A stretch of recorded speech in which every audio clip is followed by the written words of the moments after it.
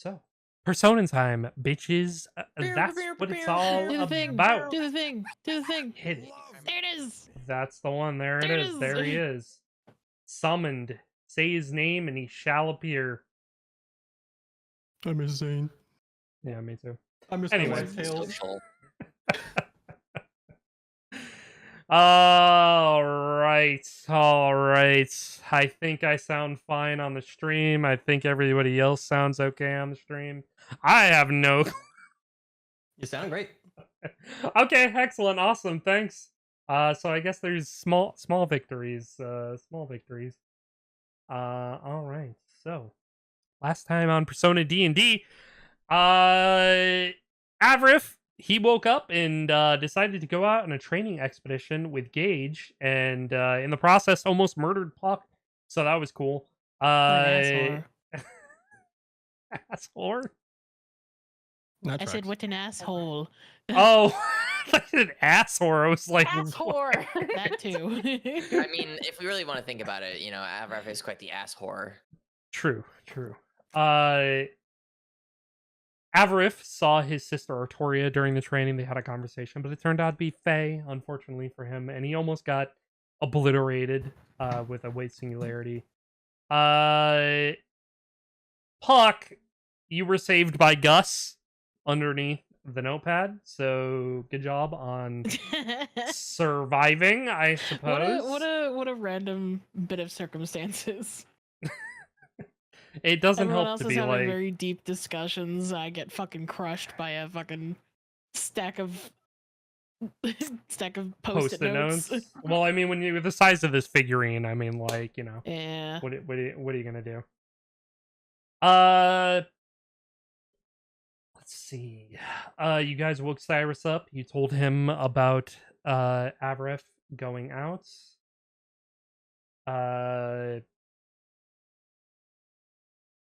Yeah, I mean, it was a pretty low-key morning until Avrif got back, and then you guys questioned him about it. He tried to come. What was he trying to come up with? Landmines. Yeah. Landmines. Yeah. Landmines, and we're like, what the heck are And landmines? we did not believe any of it. Landmines. And what was it? Cyrus Hey, is Asuka developing this? No. Why would we do this in a time of peace? Why would he do this? No. This is not a thing. Didn't work out for him, so he spilled the beans. He told you guys what happened in very Avrif-like terms. Shortly thereafter, Leo did show up, and he talked to you guys about the upcoming gala at the Academy that you heard from Patrol's broadcast. And after an interesting experience, display of current planning, Leo had to leave. He told you guys to be careful and that he would be back later that evening. Then you guys had a quite lengthy discussion on what to do next, what to progress with, and you ultimately decided no on plan. talking to Titania first and foremost, and Yep. Puck, you dialed up Oberon again, summoned him, and soon after Titania arrived, before you could have Oberon serve as a sort of mediator to have Titania come to you, she ended up coming to you anyway. A very tense conversation, to put it lightly. Didn't really resolve into anything because you guys couldn't really break through her rough exterior. It didn't seem like she cared for any sort of provocation, even so far as to accusing her of being a liar. Was not working in your favor whatsoever. Chastising wrong, some though. of her leadership. I mean, it's not working out for you if you're gonna. Just because she hates us doesn't mean we wrong. Doesn't mean you're wrong, but Just is it gonna saying. help? Fairy Queen, goddamn. Anyway, Titania decided to leave, and told Gus that she would rethink allowing him to remain any longer as some reprogramming might be in order with how he is currently acting. Before she could leave, however, Cyrus looked at Dane and said, "All on the table," and he nodded, and you pulled out the hourglass, and Titania showed great interest in this hourglass. And then said, "I will answer one question, Gus." And Gus, you certainly asked the question. And she revealed the reason that she took you, Gus, from your pack is because you traded yourself for your son. You, in fact, are the father. That's where we ended game. That's where we are starting game. Gus, you are the father. Yeah. What are you guys doing? What is Gus doing? What is Gus doing? Gus is just kind of staring at her in like shock. What as do you he's mean? trying to remember, see if he can remember anything. Make a history check. I'm just imagining like the end of the Spider-Man movie, where where you just see Peter like all dressed up in the suit, and then the camera swings around and Aunt May's in the back, and she just goes, "What the?" Yeah. Yeah. Yeah. I will remind you, for everybody on time, that you do get a free D8. Oh. Yeah. I Should wanna use that, should you desire? Yeah. I think I that wanna might use be Be a that. bad idea. Alright. Yeah, Yeah. unfortunately. Yeah, I want to use that. Okay. I was like 1 minute late, man. It was your coffee. Blame it. It was my coffee. It's so That's good. what happens. It's That's so what good. happens. You rolling Are that you rolling D8, it? Celine? Rolling the D8, Celine? Oh yeah. How'd I hit it? All Not good. register it. Sorry about that. Oh dear. All good? Never apologize. Let's go. Oh! Let's go. Okay. Let's go. 21. Give me. All right. Yeah. Lore. More. Anyway, so, Gus, Mm-hmm. in the back of your mind, as you try and remember your son, My boy. uh, Abandoned my boy. a memory sticks out, very vague, very hazy. You remember running through the woods. You remember running alongside 3, 4, 5, 6, 7, more than you can count, these massive green wolves, almost like creatures. They very much remind you of your persona, Kusi.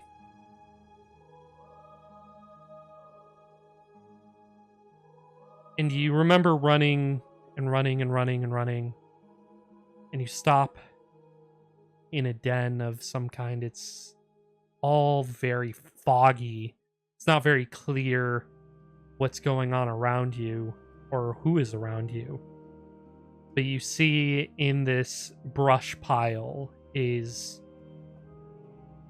a female version of you, and you see a small litter of these green moss-like puppies.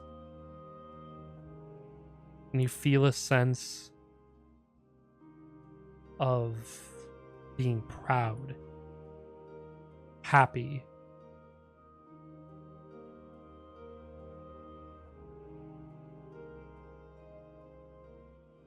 That's what comes to mind. Huh. Gus is gonna just kind of start feeling tears welling. Mm-hmm. Oh. Before the anger starts to bubble up. Uh, Oh. And he's just gonna bare his teeth at her. Where are they?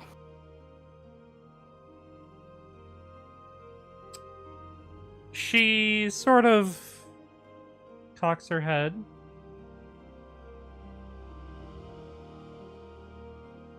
You mean your family? What else would I mean?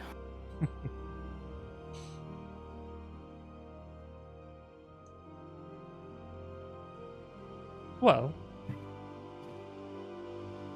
they are around. I keep tabs on them every now and again.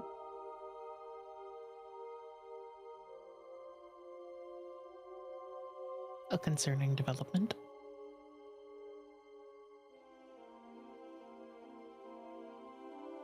The others are just going to kind of see him kind of vibrating a little bit with anger. He's like really holding back from lashing out right now.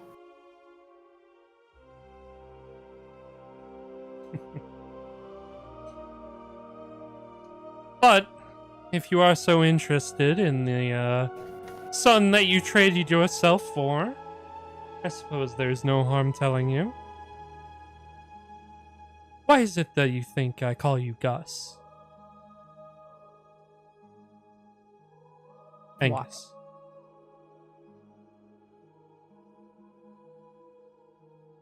Why?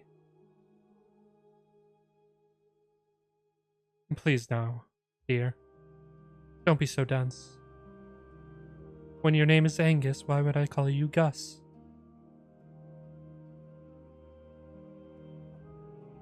And she smiles.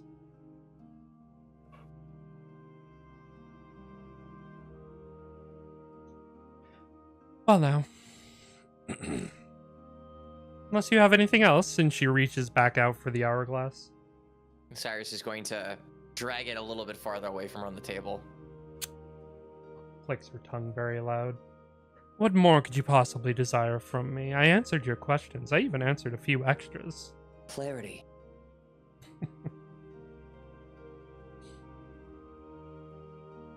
You're going to have to be more specific if you want clarity. Speak plainly and not in riddles. Tell Gus what he wants to know.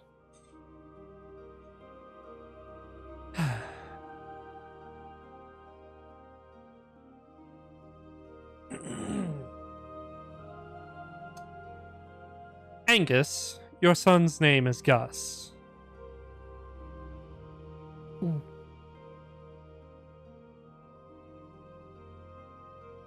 He was a cute little puppy. And I wished to take him, and so I did. You wouldn't have it. So, you traded yourself for him. And he's still off with the rest of your family, of course. I haven't touched them since, per our deal.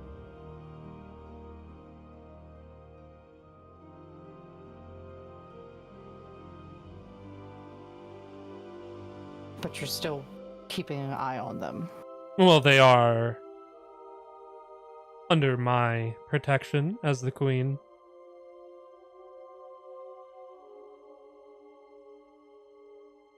And technically, I never even really needed to make that deal. I could have simply done away with you. It was just he was so bloody cute that I couldn't stop myself.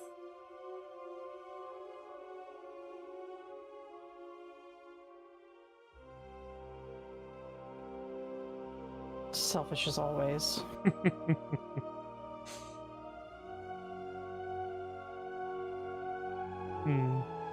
Selfish?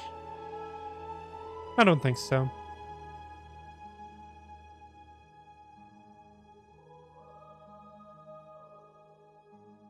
Anyway, if there are no other questions, I will be taking my prize and leaving. Gus, now isn't the time to hold back.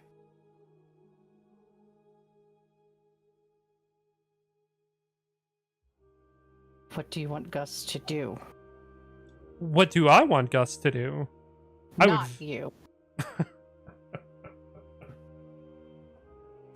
Cyrus just gives Gus a nod. Get your answers. If there's ever a time to ask anything you want of Titania, it would be now. And I don't think holding back would be healthy for you.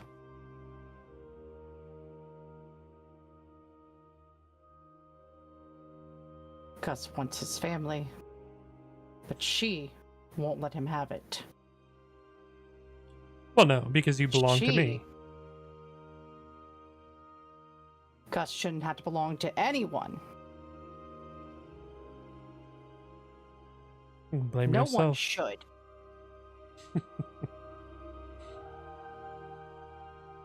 No one but yourself to blame, Angus.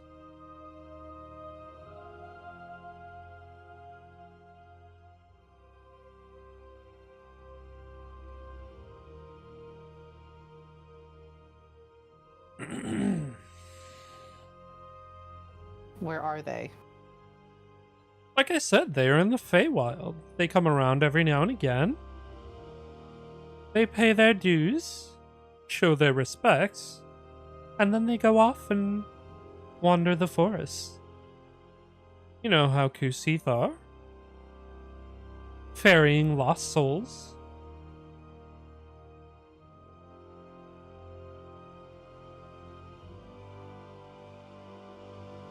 Gus is really kind of at a loss for words. He doesn't know what he wants besides wanting to kind of rip her throat out right now. Fair. He only has like bloodlust right now in his mind, and he's trying to really dial it back.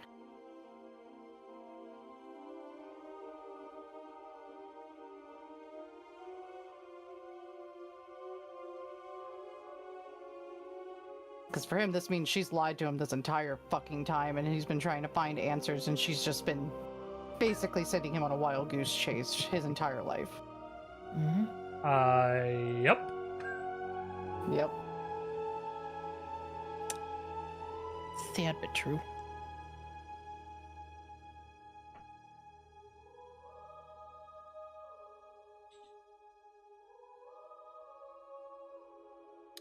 She looks at you expectantly. Do you even care about anyone but yourself? Why, of course I do, darling. I care about all the denizens of the Feywild. They are my charges, and I care about you. As long as it serves as long as they serve a purpose to you. Well, yes, of course. If something That's not caring. If something doesn't serve a purpose, then they have no reason for being. That's not caring. See, this is what I'm talking about. All this change in demeanor is unbecoming the servants of mine.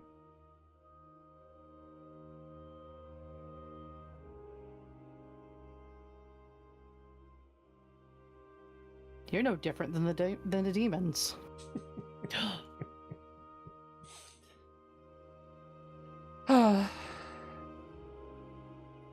Poor Angus.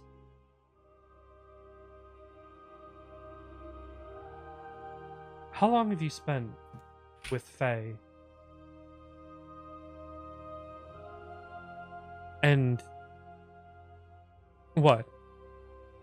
You didn't think that people were below me below my station? That I lower myself to other beings? How long have we known each other, Angus? Clearly, I've not known you at all.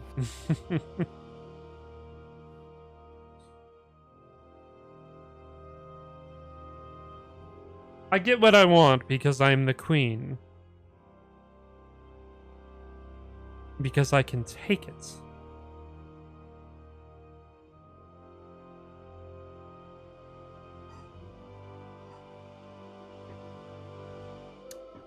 And you have a decision to make, Angus. Not a very hard one, mind you. I'm not going to give you very many options. You will return with me and be reprogrammed. Or I can just dispose of your little family due to your backlash. On my own time, really. Or I can rescind all of my gifts to you, and you will be rejected from the Feywilds henceforth until eternity.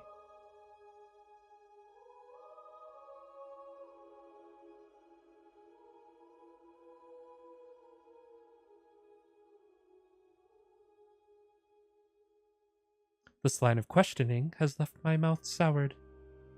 I'm in need of a drink, something sweet.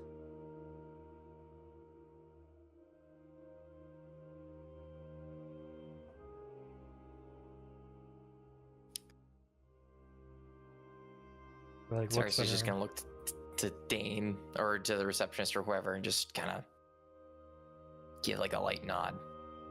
The receptionist is already working on it. Okay, perfect, great, wonderful, great, awesome. Cool. She is a Cool. fervent server of the Queen of the Feywild.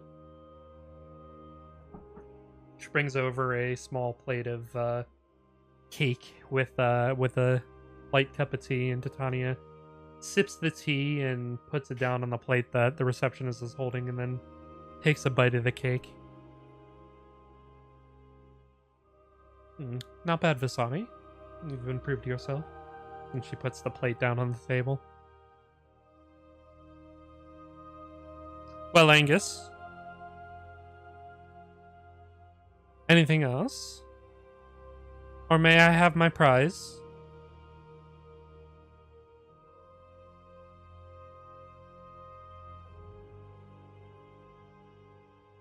He really doesn't know what else to ask at this point. Now he's mulling over choices. He's not getting reprogrammed. He's fucking refusing that one. Yeah.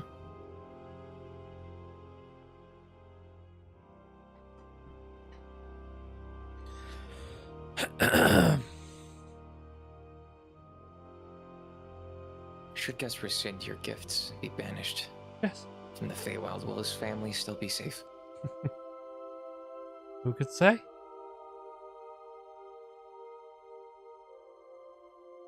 You never know. Accidents happen all the time. Cyrus's grip on the hourglass just tightens.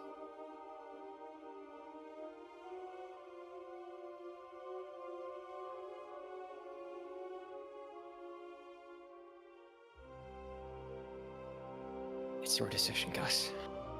I'm sorry, Angus. Would I, out of curiosity, Dashing, Yes.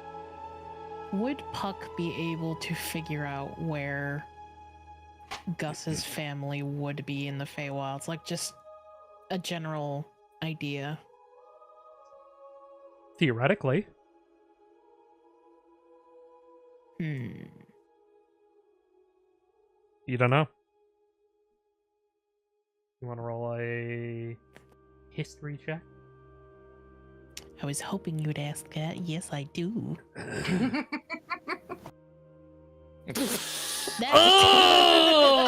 That didn't even roll. That was just like That you was just do no matter what. so bad.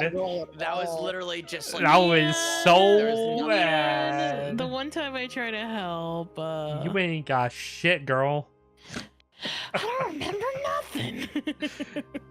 You're still going through your own mental jumping jacks over Yeah, I'm going recent through my own shit. experiences. I'm sorry, Gus. Yeah. Man, I'm really bad with remembering shit too, huh? You really are. Yeah, You're not great. Not great, My bro. bad. Not great. yeah, D8 couldn't even save that. Not even close. Yeah, I was gonna say I can't even use my D8. It was That's not it was gonna be closer to that 21 that Gus hit. good. Yeah. Yeah. Pressure's on Celine. Yeah. I tried. I'm sorry. The thing is that he knows right now that she's gonna hurt them regardless. He already knows. Yeah. Yeah.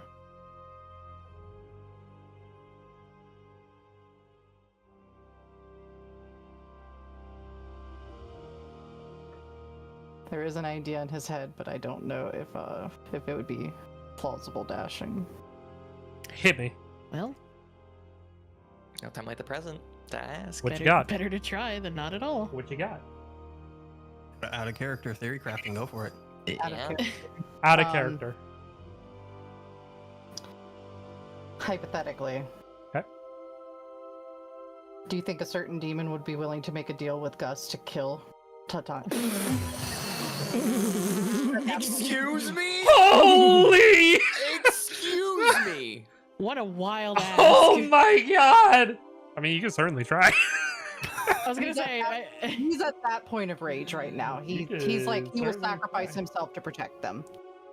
As long as she doesn't have control over their livelihood. You can certainly ask. I mean, that would absolutely take him out of the picture.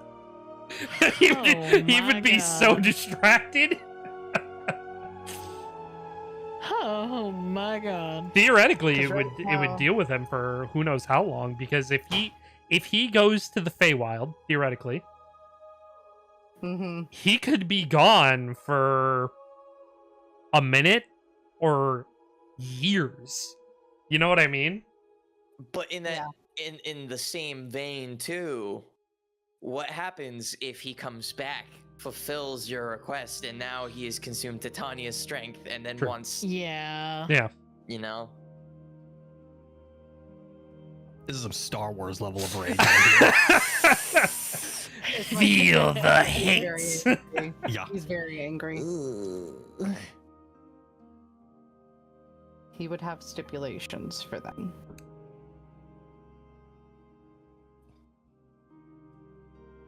Gus is fucking Anakin right now. Goddamn. Yes. Honestly, give He in just to learned that your he hate. has a family and children. I think he has a reason to be. Oh yeah.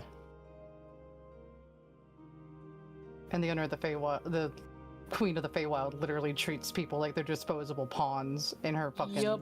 game. So he's past the point of anger. He is like, Yep. he is like, I So- will make a deal with the devil.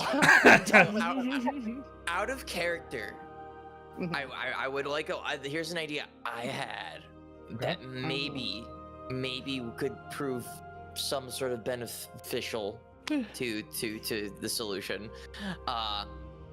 Remember, you do have your persona, who happens to be Kusith, right? Mm-hmm.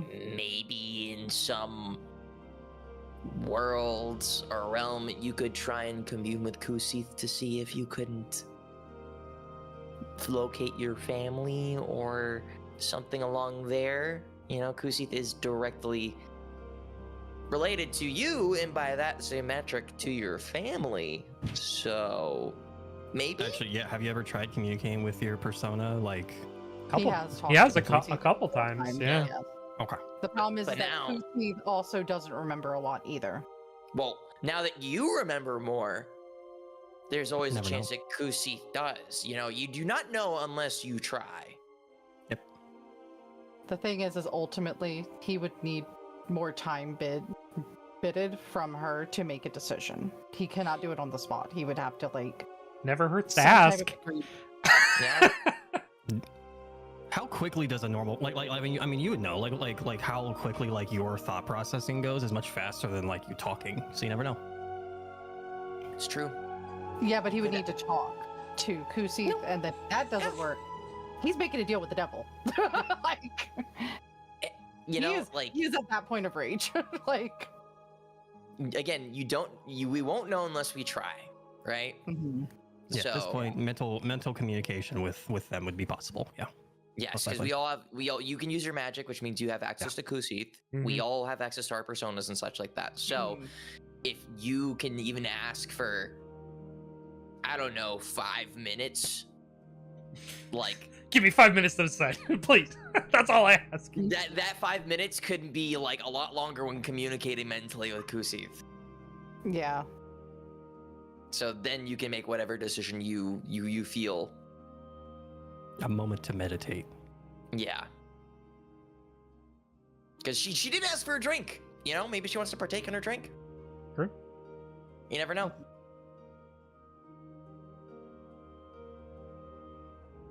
Okay. Not try, we again, we aren't trying to sway you, but this is a suggestion.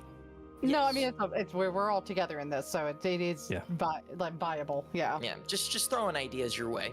Your character though, your decisions to make. Mhm. Mm-hmm. I'd say, fuck it, take my gun and shoot her. I mean, you could do that. Gus is like is beyond anger right now, Yeah, so he you could wants to take watch it. her burn. It won't So- work, but you know. That's the problem, is it won't work. So he's going to look at her as she's consuming her fucking food. Wants to strangle her, but he's not going to say it.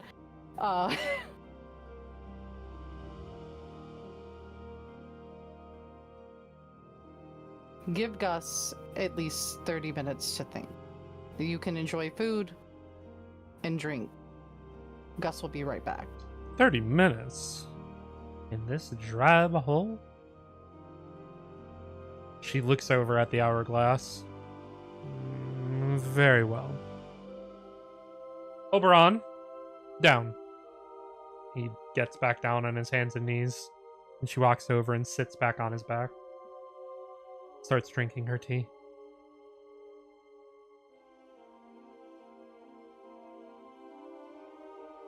Gus is going to take that opportunity to move far enough away and out of earshot. Okay.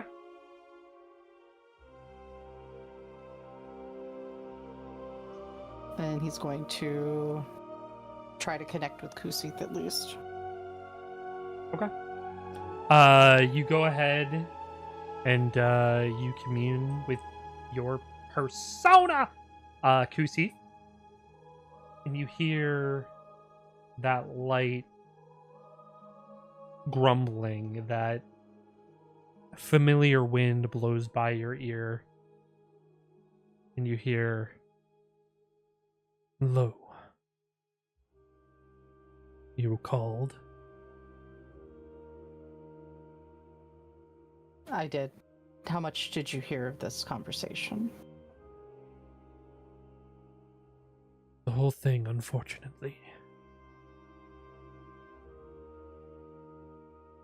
Did it unlock anything for your memories?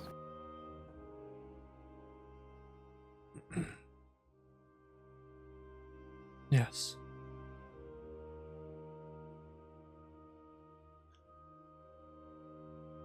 They are almost all returned.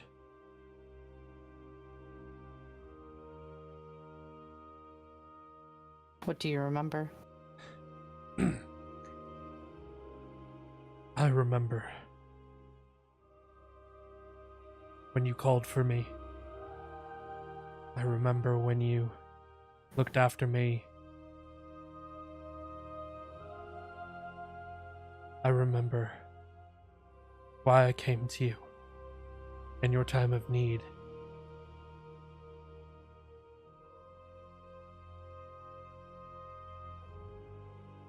I'm sorry. Why was I'm sorry that I forgot, Father. Fuck me! Out of character, I fucking called it. Fucking motherfucking Discord! She's dead! She's dead! Oh, I'm going through so much emotional whiplash right now. Damn. Fucking damn. Holy ass. Just so you're all aware, does not mean he's dead. Does not mean he's dead. Oh, well, sure. Well, yeah, I would have fucking Yeah. Because if he was, Gus is just Okay, going to nuclear level. Like, Yeah. Yeah. like, oh, okay, cool. We burn everything to the ground. Got it. Understood. Yeah. Fuck. Okay. I was wondering if that might be the case, and now it fucking confirmed. Shit. Fuck me. Thanks. Gus is gonna kind of go quiet and try to keep himself together. No apology. Are you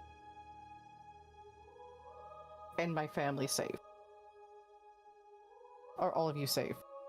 I cannot speak for my brothers and sisters or my mother, but I currently live in your hearts.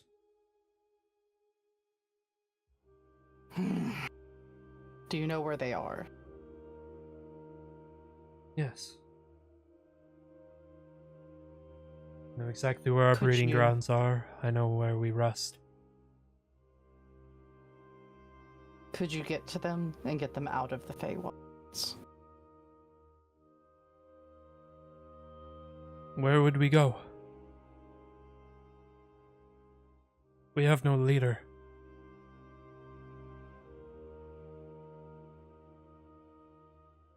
Gus, I think you're more than capable of being a leader to them right now.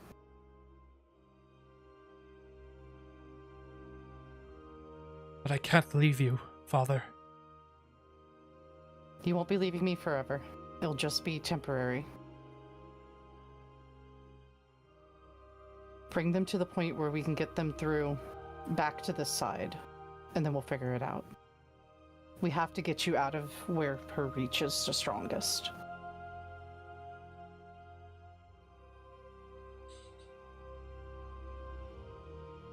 What will you do without me? I will manage, do not worry. You and your mother and siblings are more important. The pack is more important.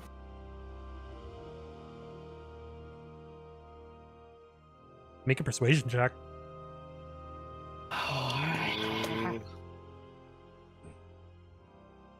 Ooh, damn! I was gonna say that looked cocked for a second, but okay, never mind. We Jeez. we Yeah. take that. We take Yeah, I thought I was that. gonna be on the Solid. 2. Well. Solid. There's a pause.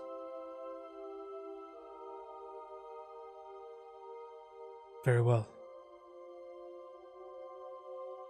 Your will is my command. Be safe. You too. Contact me as soon as you find a way to get through. Of course. And make haste. She will not. I won't be able to hold her attention here for long, and you should have time for that 30 minutes we have on this side. Very well.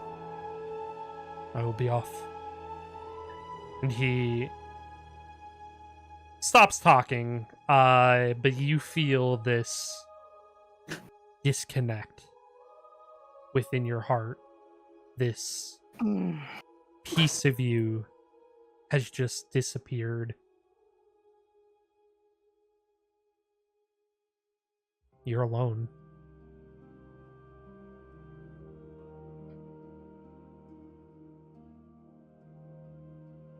What are you doing? He's going to try to compose himself. His heart hurts and aches, knowing everything now. But he is going to try to bide time by remaining away a little bit. At least the full 30 minutes. He is going to try to motion to like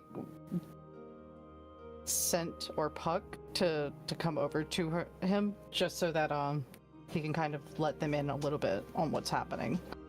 Okay. Do you want both of them? One or the other?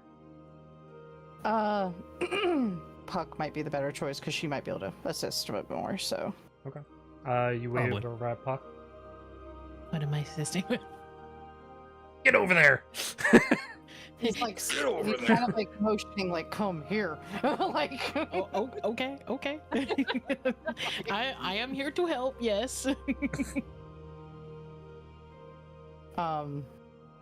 He's going to look at her and be like, they are coming to this side. We need to take full advantage of the 30 minutes I have to keep them safe. Where? They just need to be out of the Feywilds. I don't care I'll what do I my have to do best. to get them on this side, but I'm going to do what I have to. I'll help whatever way I can. If it doesn't work, I have one other idea, but the others are not going to like it.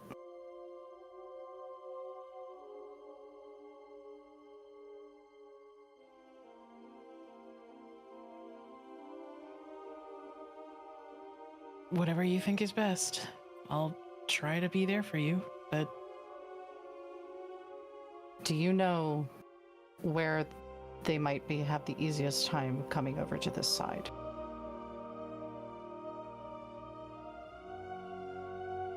would I know that?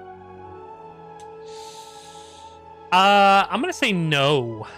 No, you probably wouldn't. Okay. Mm. Because my immediate thought is the little backyard area that Faye took us to. But even then, True. That is technically still the Feywild, though. Yeah. yeah. Mm-hmm. I mean, technically, we did walk from the high forest to town. That would probably be the area that Kusith probably would remember the best then. Mm-hmm. So. Is there an area within the school that maybe that's like close to the Feywild? Yeah, in between the Feywild and the Academy, there's that like long stretch of like forest and road that isn't the high forest. Oh. So Yeah, I mean, that's where we popped yeah. out of when we came back after Sheshar sent us home. Mm-hmm. We were there because that's where like originally we had access to our abilities prior to the veil breaking. Mm-hmm. So technically, that would be the closest place that has a connection that we can get to. yeah. Would there be? Would it be safe though? Is the question. Would there We'll be shrug. would there be a tree perhaps in that area? Ooh, good. Point. You would know. I mean, that is the Goose's territory currently. Yeah. That is Nova's territory. So, out of character. Yeah. This is the thought process. Yeah, yeah. Gus knows one of the big trees that are there. Okay. He also knows of trees on this side. Yep. I know what you're thinking. Transport via plants. Mhm. Hell yeah.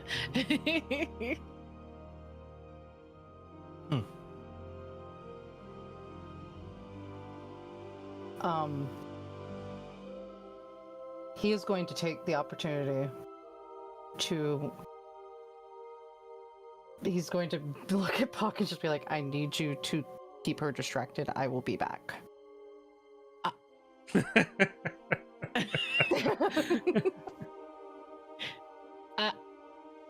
It's either this or the Hail Mary, Puck. We don't have a lot of choices here. Okay, I guess.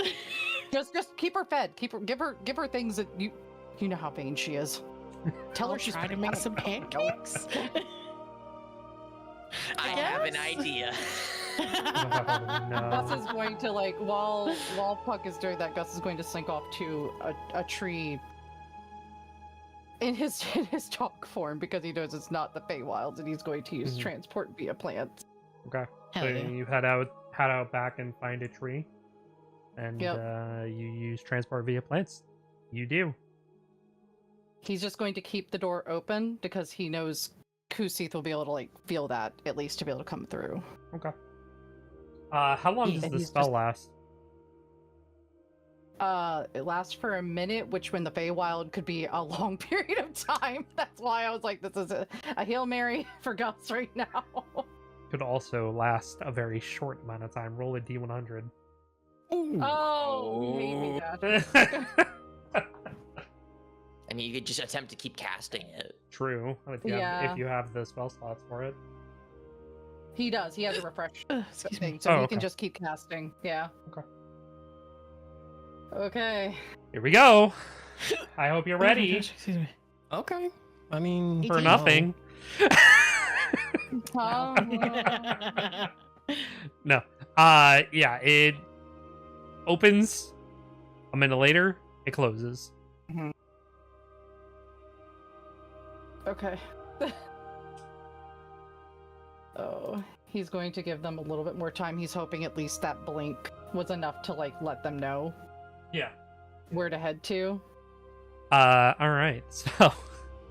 So, as some time passes, back inside, what are you guys doing? As Titania is sitting there sipping on her tea. She realizes Gus leaves and kind of rolls her eyes and she says, really needs to go for a walk to clear his head to make a decision? Come on, I don't have all day for this. Oberon, what are you teaching them? If Gus could hear her, fuck you!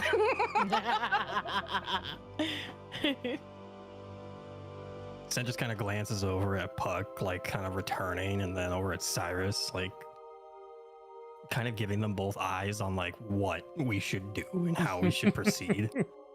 Okay, you guys aren't gonna like this. Okay, well, question.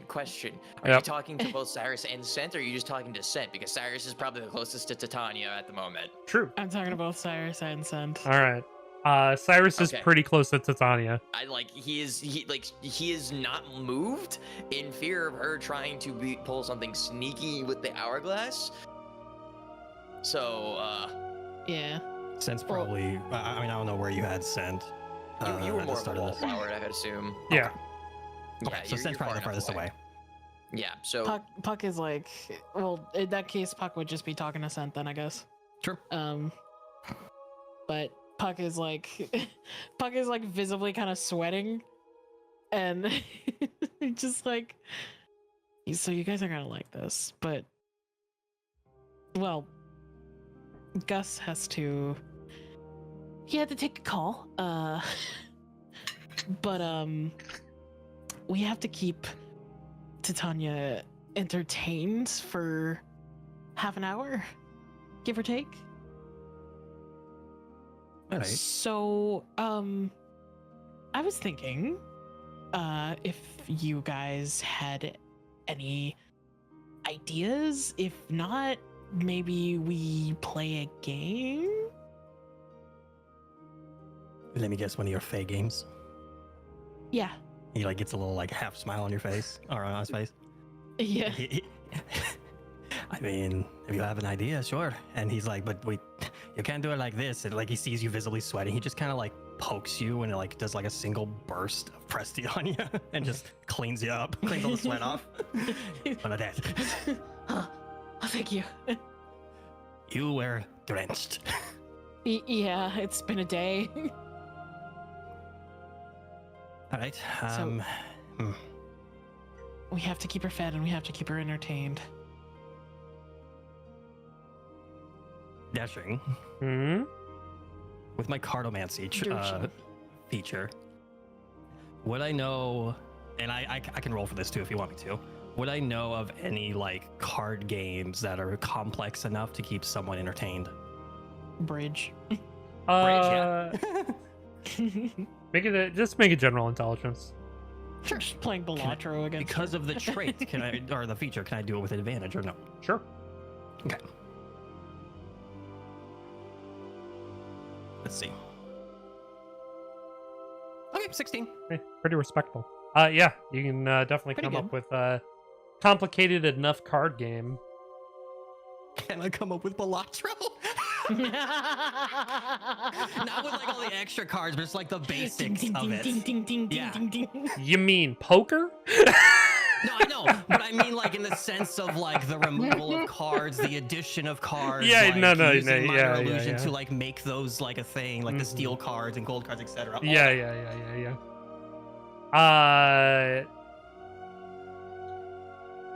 I'll say it's a little beyond you to come up with that okay. on the spot. That's fair. That's fair. But But it I would mean, be like a funny. single player poker. Yeah. He could probably do that. Yeah, you could definitely Yeah. come up with single player poker for sure. That's easy. Play some blackjack against her. It'd be funny. Yeah. see if she busts or not. Alright. Yeah, make her Yo. bust. Puck, come here. I got an idea. Oh, what? So, all right.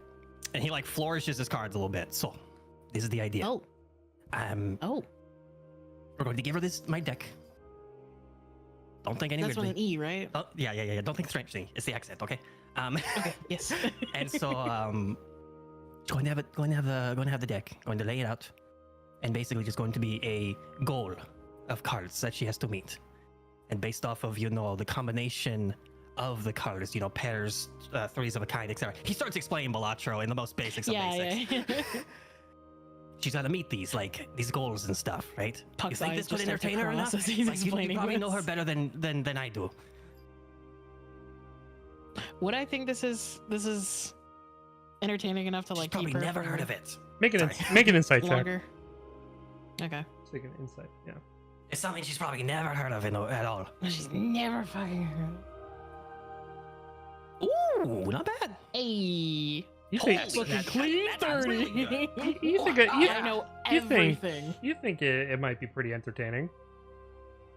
Yes. I think the Fae might be into it. Perfect. Let's do it. So this is something that has never been like I mean- brought up in the Feywilds. It's not like it's unheard of, but I mean it's a variation of a game you already know. It's spicing things up. Yeah, it's changing things up. a Poke her little. with some spice. Yeah. And so Cyrus, you just kind of see Sent kind of kick himself off of the wall and just kind of walk up. He hands Puck the deck though, because you know, Puck. Mm. It's like your entire torso. Yeah, Puck's like getting weighed down by how Yeah, heavy yeah, this yeah. deck I mean, is. they are magical, so because of my cartomancy, but I think it's only when I'm holding them. So I don't know. Anyways, Mm. yeah. So yeah, I was gonna say maybe they shrink, but they're probably not. And he What's in these cards? yes. Magic. Fair point. He's like, all right, just hand it to her and explain the rules as I stated. All right. I mean, for brevity, you don't have. But yeah. well, maybe this will keep her entertained. You know. I hope so. She's like bouncing as she's flying. Yeah. How heavy it is. Just like every so often, just Swoop. Mm. Your Majesty. Hmm? We have a proposition for you. What? What is it now? Puck just like puts the deck down on the little side table next to him. She looks down at the deck.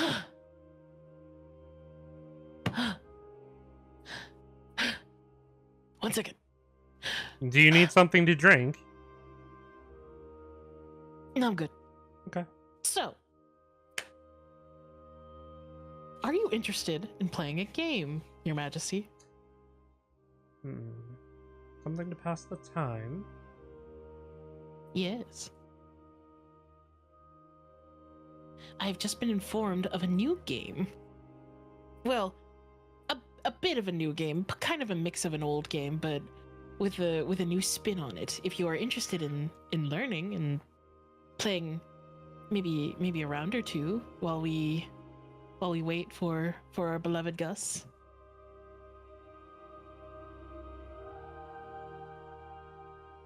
Make a persuasion check. A persuasion. It's a 13. Okay. Could use your D8 if you wanted. I could. Do you want to?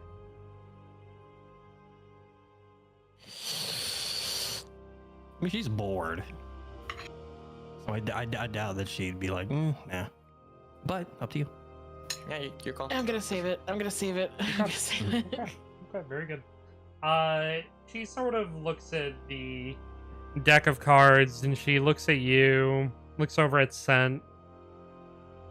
See a little like just toothy smile on his face right now. And she readjusts herself on Oberon's back and she pats him and he flattens out a little more and she readjusts her sitting posture. Crosses one leg over. Takes a sip of her tea and puts the glass back down.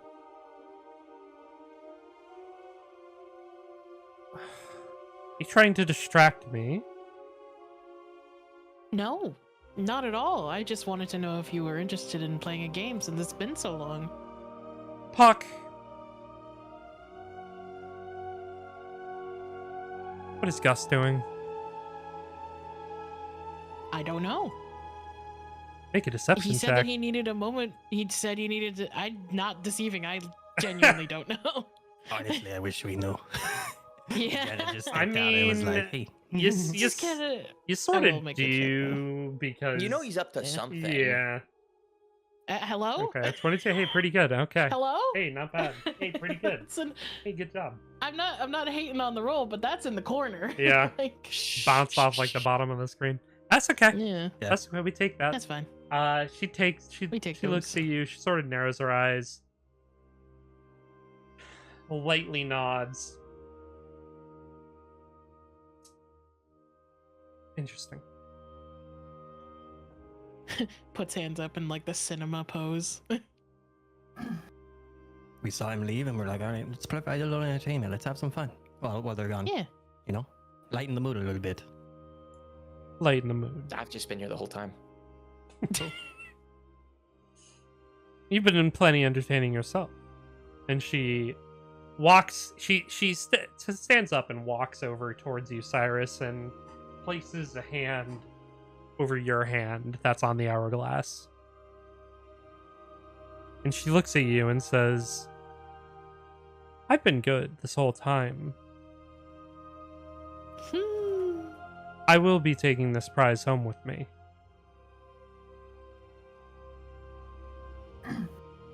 I'm aware. And as soon as Gus is done clearing his head, you will let go of the clutches on this hourglass? Cyrus takes a big, deep breath in. Yes. Everything on the table. And he looks to Dane and he looks to Puck. Dane nods. And Titania smiles and takes her hand off of yours and lightly sort of pats you on the cheek. And she says, "That's a good boy." And she turns and walks over towards the table and looks down at the cards and picks them up and begins flipping through them. Starts shuffling the deck. "I will not be playing. Oh. Oberon." "Yes, my dear." And he gets up and walks over to the table. "How can I be of assistance?" And she smiles and says, "Love, play this game with your pixie, fairy, whatever." And she picks up the cup of tea and takes a few steps back and begins to sip as Oberon says, "Of course." And he begins to shuffle the deck and then he begins to start playing. As he looks up at you, Puck, and he says, "Well now, Puck. Interested in a game?" I'd be happy. Knew you would be. Shall we put a little wager on this, huh?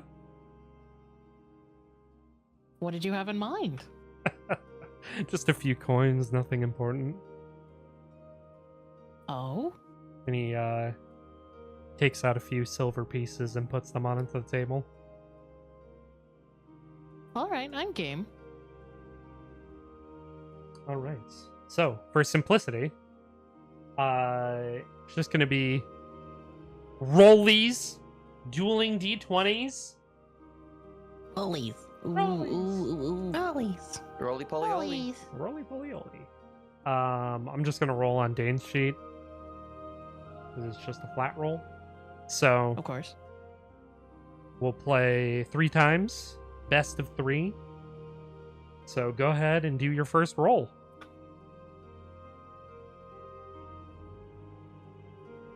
That was weird, but okay.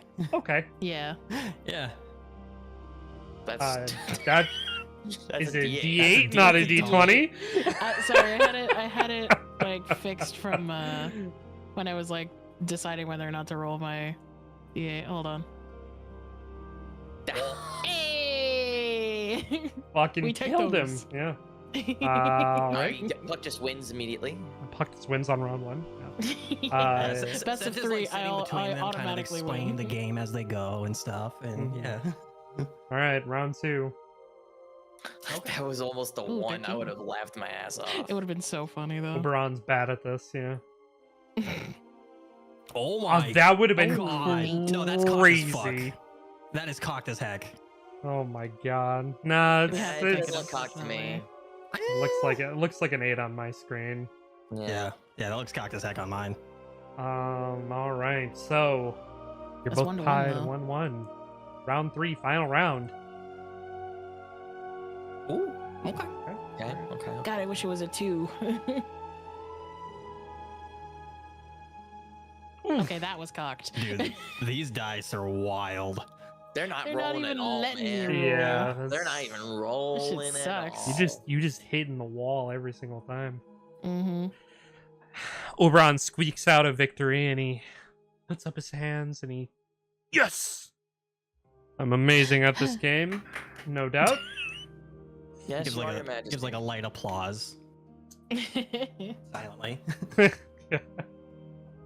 Golf clap. Titania Golf clap, yeah. walks over and kind of looks over his shoulder as he's playing, and she looks up at you, Puck, and she narrows her eyes again and says, Oberon, why is it that Gus rejects me so, but Puck has no issues whatsoever with you?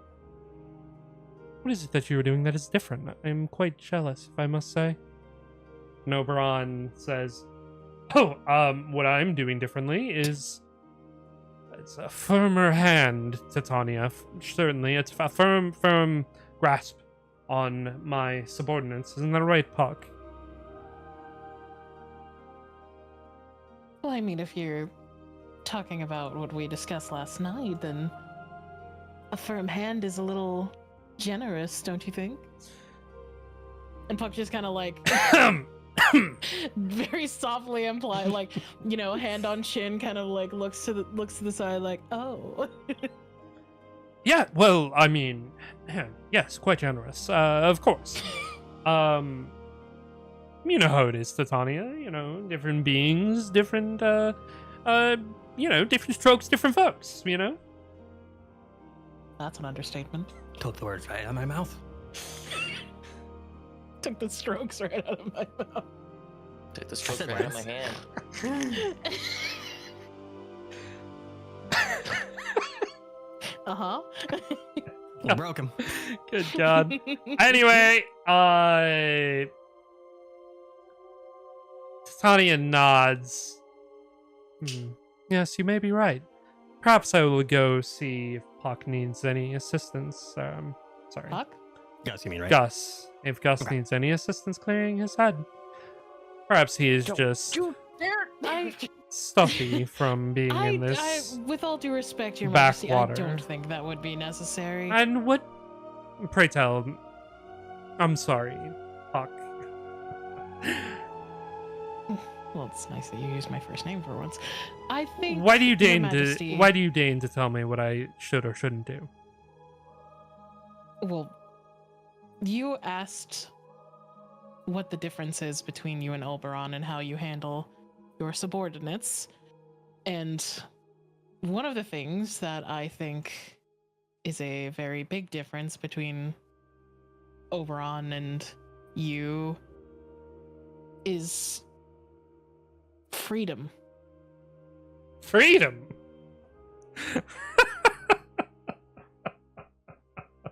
Oh, you're serious? I am.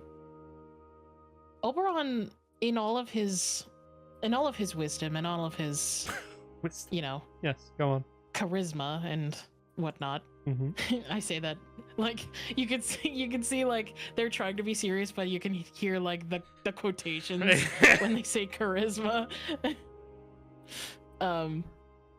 In all of his wisdom and all of his divine glory and whatnot, one thing that he has never been with me specifically is restrictive. he allows me to go where I want, whether he likes it or not, but I always know that when I come back that he will always want... He always looks forward to my stories whenever I leave and come back. And whenever I do leave, he doesn't treat it as if I am betraying him by doing so. Because he knows that if he lets me go of my own free will, then I would be comfortable coming back.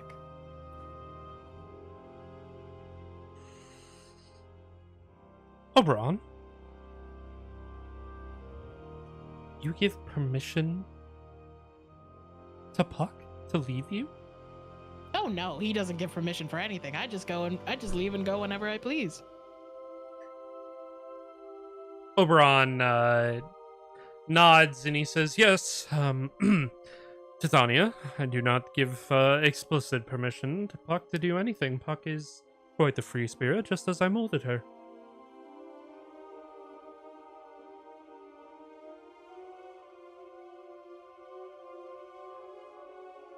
And Titania almost balks at it, just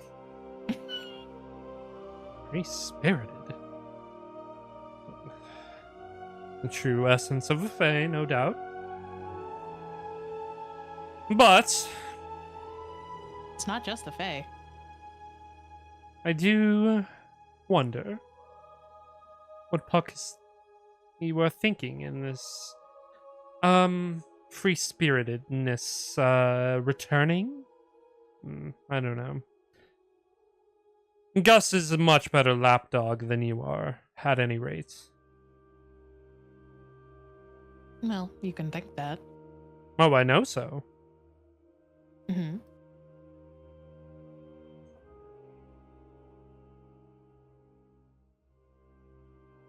You know that because of how? Because of how? Because he gets dragged back to you whenever you summon him? Because you keep him locked up? Oh, I don't keep him locked up. I let him come here. I let him spend time with you all, although that seems like it's been quite the error. Mm-hmm. And that's something I'm willing to admit. See? I am a person willing to admit my mistakes. And she looks at you, Cyrus. Ooh. Cyrus just kind of like tilts his head a little bit and kind of like raises his shoulders, just like, not what I was getting at, but okay. That's a good step in the right direction. Cyrus over there just catching strays for no reason. He's accepted being the punchy bag at this point. He's willfully done this. All to right, himself. this is fine. He's already on like a very, very, very fine line. So Yeah. he's just kind of like, you know, not wanting to, you know, get the whole ire of Titania in on his back. Mm-hmm. This is fine.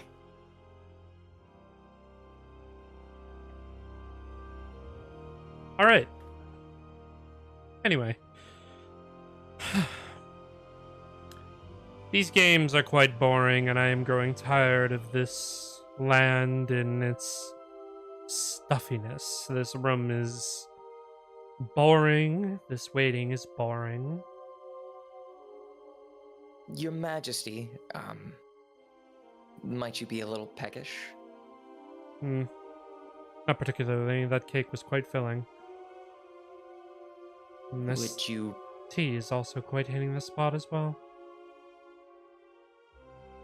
Would I will you give prefer- Gus 5 more minutes, and if Gus does not return, I will assume that Gus wishes to be banished forever.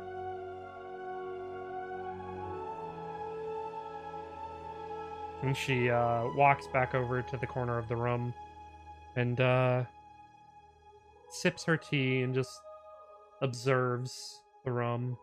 Gus! Mm-hmm. Hello. A little bit back in time. All right. What you doing, Gus?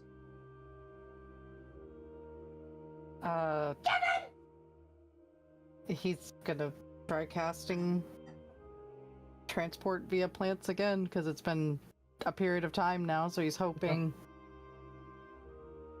by now they're near there at least. If not, good luck, everybody. Jesus Christ, bro. Good night, everybody. Good luck, everybody else. Farewell. Goodbye. Anyway, yeah. So you begin to summon transport via plants again. Mm-hmm. Roll another D100. Why do you hate me, Dash? Come on, let's not see an 18 again. I hope you're ready. 54.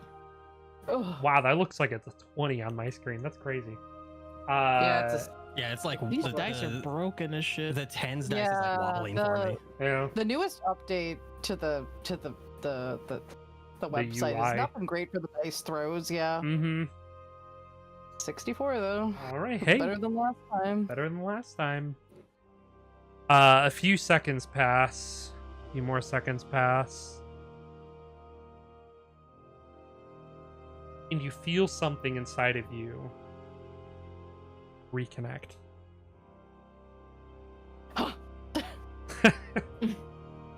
You hear the voice in your mind. Father, they've convinced them all to come. It has been a trying effort. Mother did not believe that you were still alive.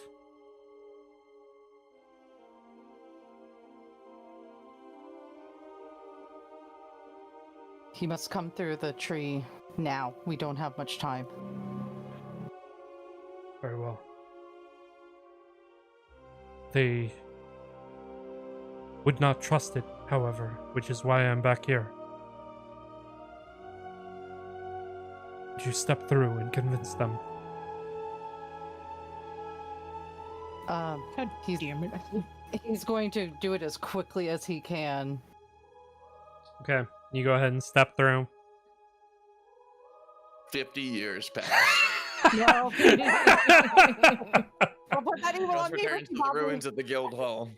Don't put that evil on Scorched me, and Ricky Bobby. ruined. Well, do you want to? No, I'm kidding. So you go ahead and you step through, and you see on the other side of the portal is this massive pack of Kusith. These vine-like dogs, these green moss-covered wolves-like creatures. Massive. They're like, dire wolf size, if not a little bigger. Mm-hmm. And you see a few of them, and then one steps forward, and she approaches, and she leans down and sniffs you.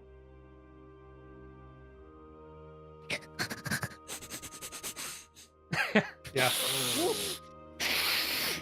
Oh. Jeez. And she says to you,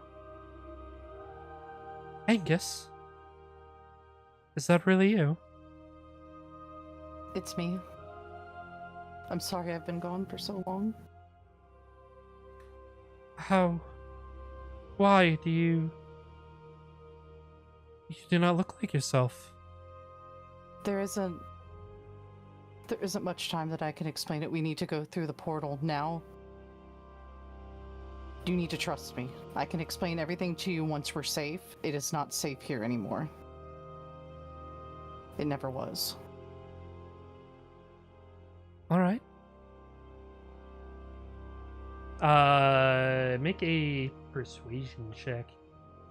She already said all right. You can't do that. She said She said all all right. right. She said, Yeah. she didn't say, Make a persuasion check, though.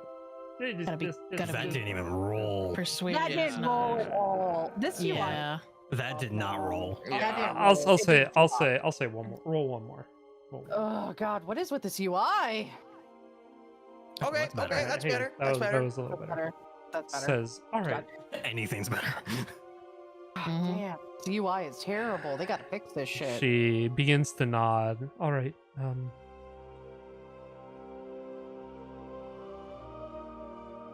He's going to let out a bark to let the others know to move forward and run through the tree with them. They begin to step forward towards the tree. Mm-hmm. And you watch as the female Kusith that is standing in front of you, her eyes almost like a blue sea, just a deep, deep ocean blue. It's filled with happiness seeing you.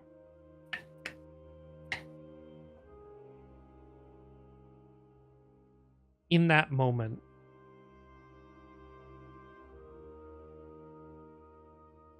switching back. Everybody else. You guys. You guys are sitting there as Titania is drinking her tea. And she pauses for a moment, walks over to the table and puts her glass down, or her cup down. And she looks around the room, and she shakes her head lightly. What can I say other than I'm disappointed in all of you? I should expect no less. I think you've been saying that.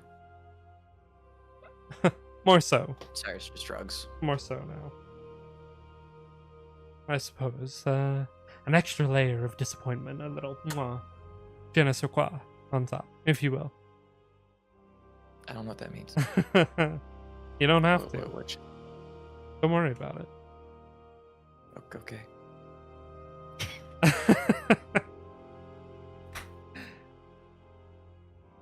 Now,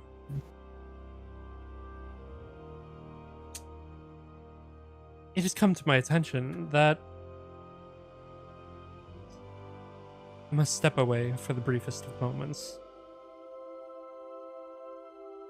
And she smiles and she begins to walk over towards the door, and she moves her hand along the doorknob and you see it begin to glow, and she opens the door to the forest.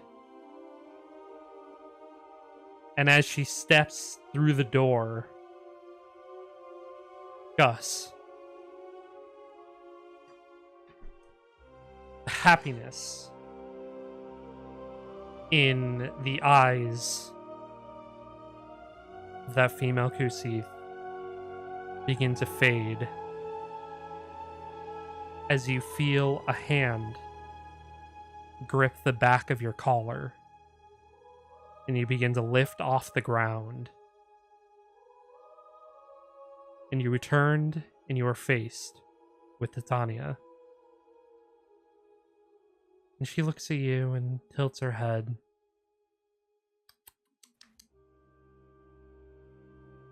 Did you think that I wouldn't sense when denizens of my domain attempt to leave in such mass?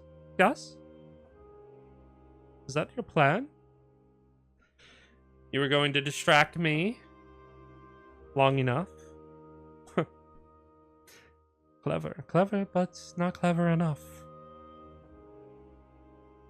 And she looks down at the dog in front of her and says, Freya, dear, run along. Now is not the time, and you are not allowed to leave just yet.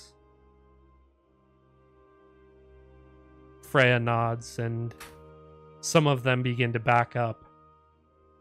Freya stands firm, and she leans, kind of keels forward, and she says, My queen, would I not be able to stay with my husband? And Titania thinks for a moment.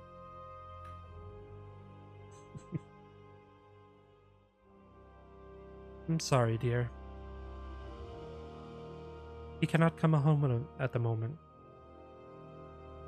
And you may not leave home at the moment. And you must understand, this is for your best interest. She's a liar. I'm the liar. You're the reason I haven't been able to see them. You tried to steal our son. Freya looks at you and looks at Titania. That is not what she told us. 'Cause she lies. That's all she knows how to do. She's been resetting my memories continuously until I remembered. And she confirmed it. Titania smiles. Yes, well, that is neither here nor there. Let us go back to your drab little hideaway and finish this conversation. Freya, here.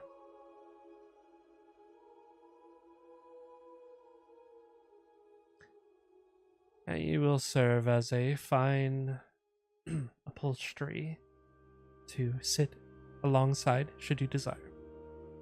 And Freya begins to walk past Titania as Titania turns and the rest of the pack begins to disperse into the woods. And Freya enters into the room with the rest of you. You guys see this massive wolf, almost dire wolf-like, green moss-covered, vine-covered dog. She looks around the room, sees all of you, and Titania walks through the door, holding Gus by the back of his collar. Gus is sort of dangling there. And that's where we're going to take a quick break.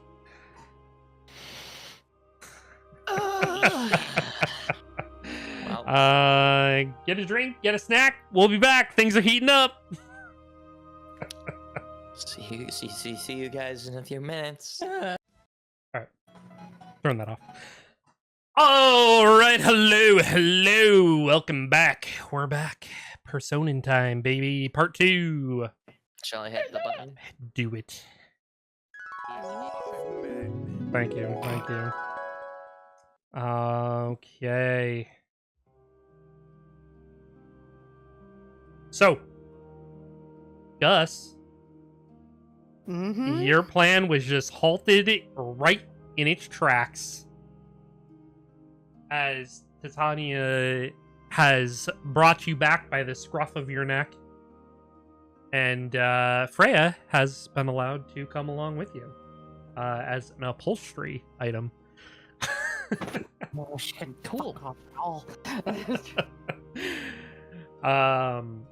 Freya has entered in and she sits down away from everybody else in the room. And Gus, you were brought in as Titania is holding on to you. And she reaches down and puts you on the ground. And as soon as she places you on the ground, Freya walks over and, like, protectively stands over you. As she looks up at Titania and then sort of like almost guarding you from everybody else in the room as well. As she like looks around unsure. And Titania smiles and says, Oberon, my seat, please. And Oberon looks at you, Puck, and smiles and says, yes, dear. And he walks over, gets on his hands and knees, and is a chair again. And Titania sits down and crosses one leg over and... Oh. Well, now. So. Angus, Freya, I'm sure you have plenty of catching up to do, but I care not right now.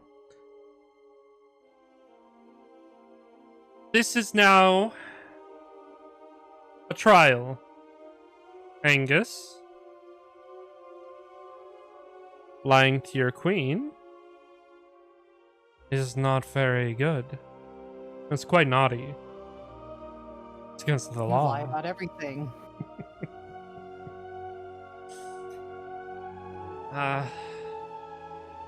That's not exactly helping your case. And she holds up one on her hand, on her left hand. She holds up one finger. Now, were you or were you not just about to lead a dissension amongst your brethren, your children, your packmates, to leave my domain? Yes or no? Get away from you. She holds up two fingers.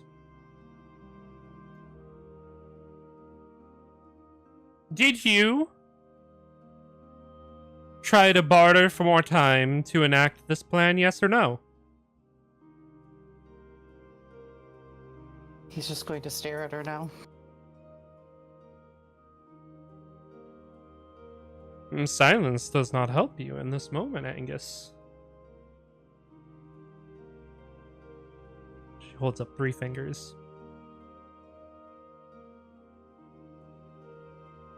Did you willingly use this trash to assist you in this bidding?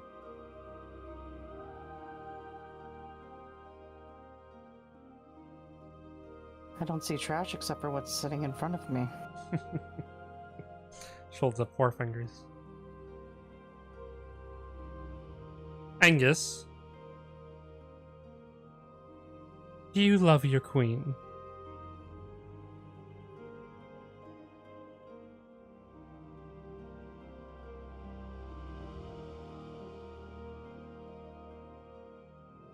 Does the queen actually have love for anything that's not useful?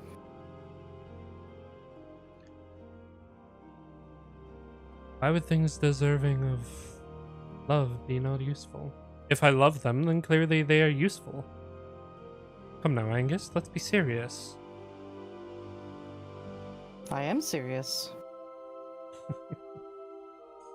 If you are useless to me, then I do not love you. Then your willingness to throw something away so easily means you didn't love it at all in the first place. Falling in and out of love is a timeless enterprise.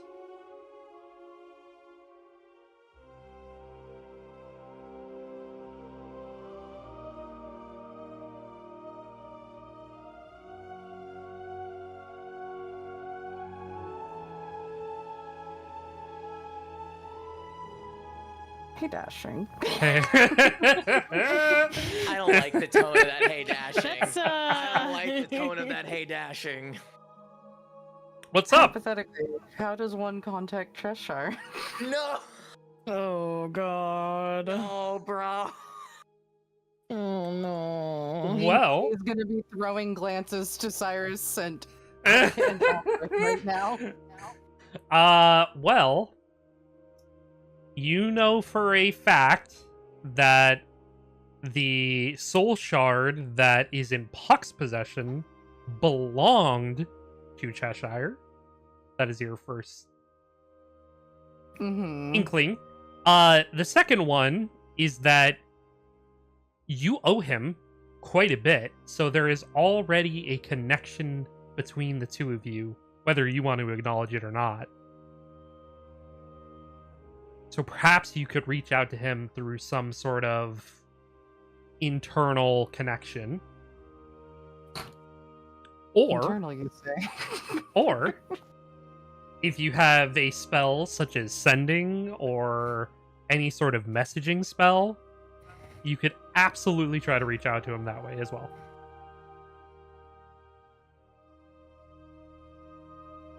So, guys.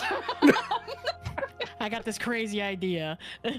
um, it might just be enough to distract a certain bitch in front of him right now. Out of character, my 2 cents, I think it's a stupid idea. I think it's a really stupid idea. I get the motivation in character. If Gus tries to do anything in character, I will warn you, you will be met with chastised. You will be chastised and you will be argued with against that decision. Yeah. That's if he gives you the opportunity to object. That's true. But if you do it, I will warn you, you're getting the shittiest stink eye from Cyrus for the rest of this campaign. So hypothetically, just calling him here to talk. That's a bad idea. He's gonna say this is boring, I don't care, and probably leave. Yes. With Titania sitting in front of us, I don't know about that much. You don't know. Oberon's also pissed at him. I'll throw that out there too. There's a lot of decisions here. You don't know. This room is suddenly getting very crowded. Because the thing is that I personally don't know what this court thing is going to result in. It could be way worse than having a Cheshire here. I'll be so real. Yeah. You have an idea? What is the idea? No, I mean, I got an idea of what it could. Yeah. What it could do. Yeah, I don't like it. So here's the question. The enemy of my enemy to Gus right now sounds pretty good. He's ready to go scorched earth mode. He's trying to be a little sensible right now, but he's ready to go scorched earth. Fair. His entire life has been a fucking lie at this point to him. He's like, I like all you guys. That's the only reason why I'm like, I will ask Cheshire if he'd like to come and talk and not just immediately make a deal. However, comma.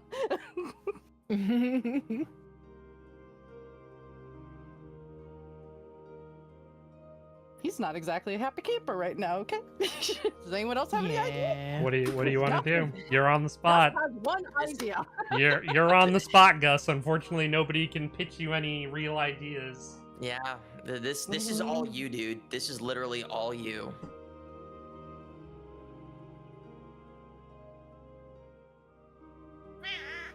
Exactly. My cat is encouraging you to make your decision. Sounded like a baby. Or she is my baby, so. True. Even though she's gonna be 6 years old next month. Ooh. That's a little baby. Yeah, I've had her since she was 6 weeks old. Titania sits there holding up 4 fingers, and the 5th one comes out and she begins to hold out her hand towards you. Well? You love your queen, or don't you?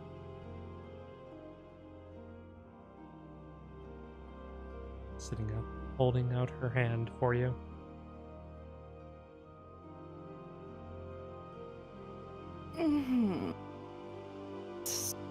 God, I'm trying to make things way worse. Things are already way worse. Yeah. How much worse could it possibly get? How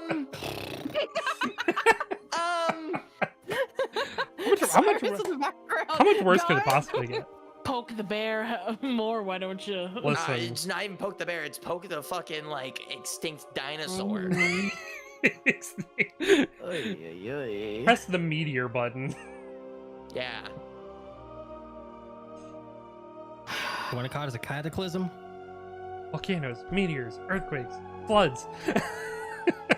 Just get the black materia, why don't you? Yeah.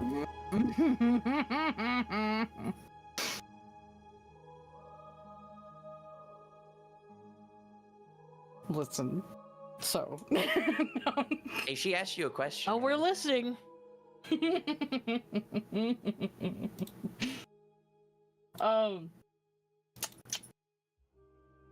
So mentally, Gus might be able to talk to a certain someone. Okay. What are you gonna do?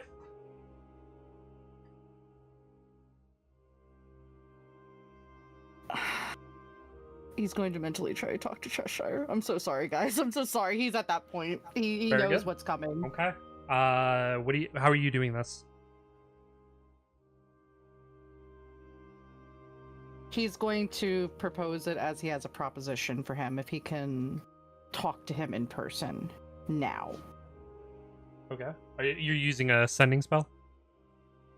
Mm-hmm. Okay. What are you saying exactly to him?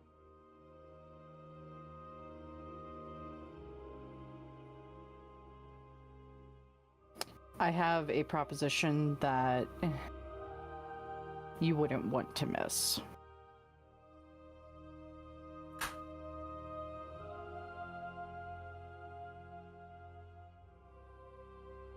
Okay, that's 10 words. Do you want to say anything else? The offer is fleeting. Act fast. Just like that car. Yeah, the outside car, yeah. That one too.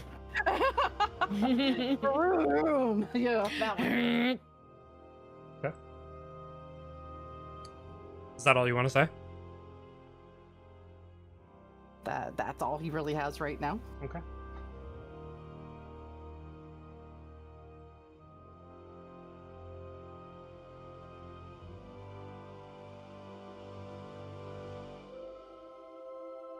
Give me one moment. Mm-hmm.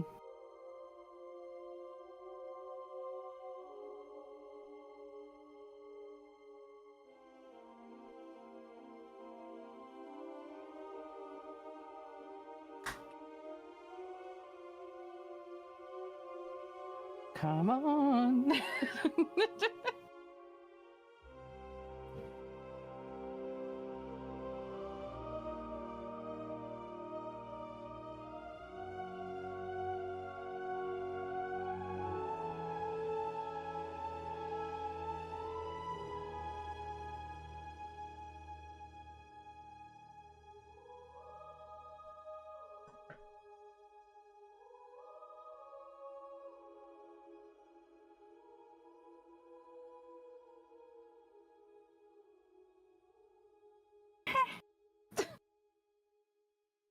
This silence is killing me.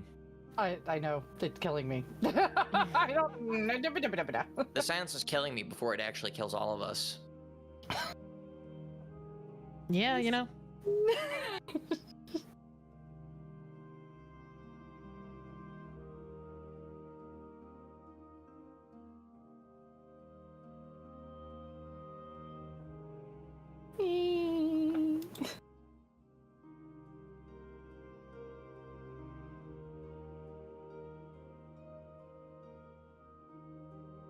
I don't like when dashing is quiet for this long. It feels Yeah. He's thinking. Okay. Oh no, he's done thinking. All right. Mhm. It is a very fast reply. You're reaching out to me. Must be tantalizing. Will I accept? The odds this is a trap is fairly low. Hold, please.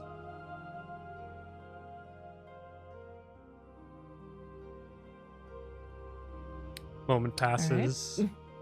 And Titania, still holding out her hand. And as she begins to close her palm, you see her hand start shaking.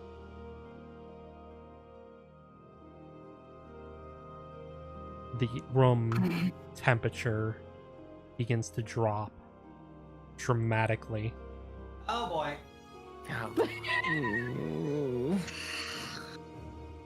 And you hear this click, click, click, click, click, click, like this feet almost like needle points like against wood, like click, click, click, click, like the sound of an insect crawling, just really loud. And you hear the doorknob click. The door slowly opens.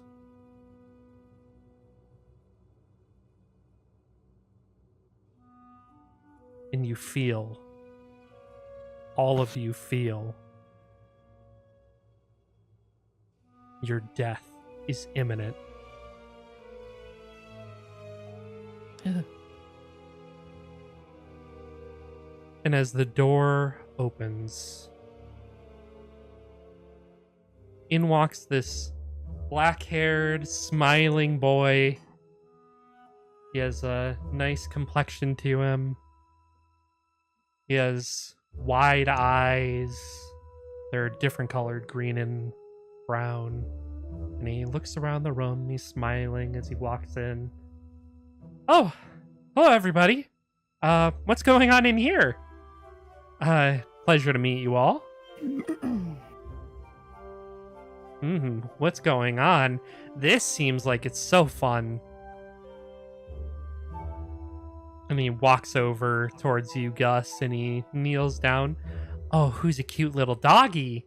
And he scratches under your chin and looks up at Freya, and he reaches up and pets her back. And he turns and he looks over at the rest of you. And he begins to smile. And the smile begins to crack. And then he turns and looks back at Titania. Oh, hello, madam. How may I be of assistance to you today? I was told that something very fun was happening here, and I just couldn't miss it.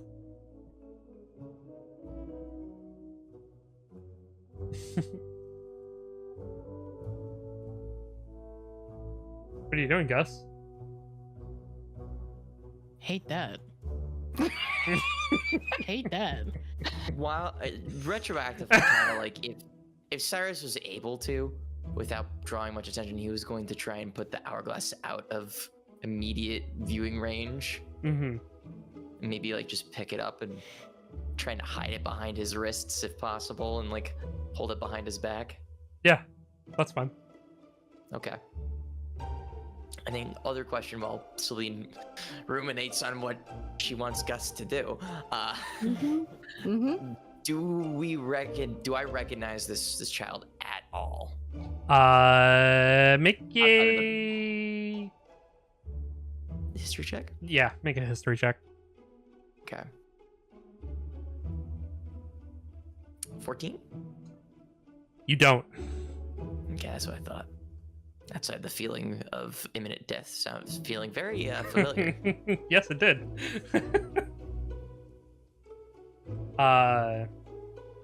He smiles at the lot of you and he says, good day to you all. You may call me Cardona.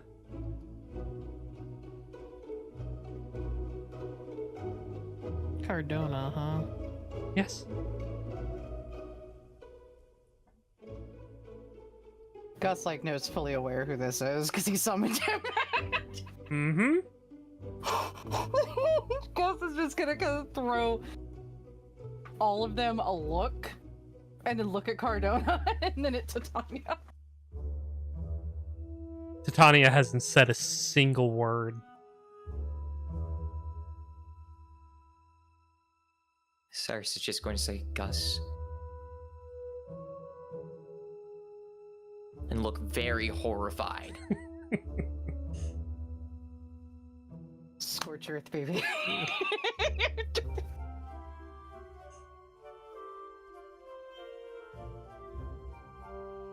Gus is going to look at Titania. Just be like, I thought you liked playing games. What are you after? Why are you here?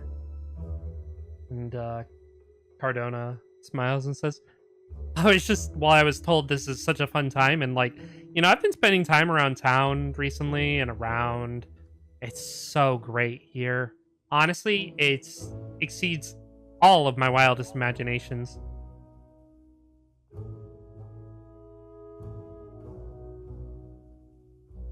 Titania looks back at you, Gus.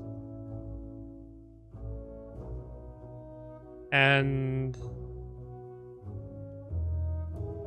why are you here? And Cardona nods and says, oh, well, obviously because I was invited. Wouldn't have come otherwise. This is honestly quite boring, if I'm being honest. Nothing exciting has happened here since the moment I walked in. I'm probably the most exciting thing here. Or are you hoping for more of a show? No. No.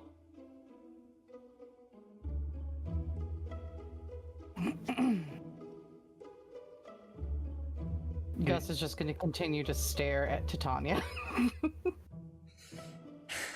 Sonia scratches her head and she says, well, if you're here as nothing more than an observer, then very well observe.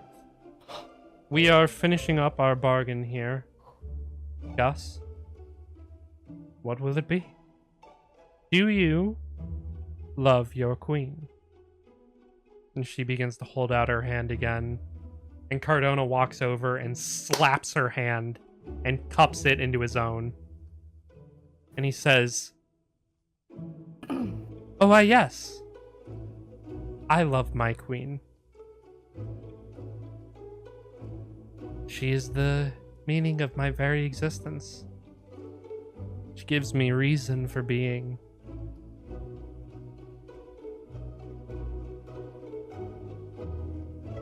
All of the power in the world.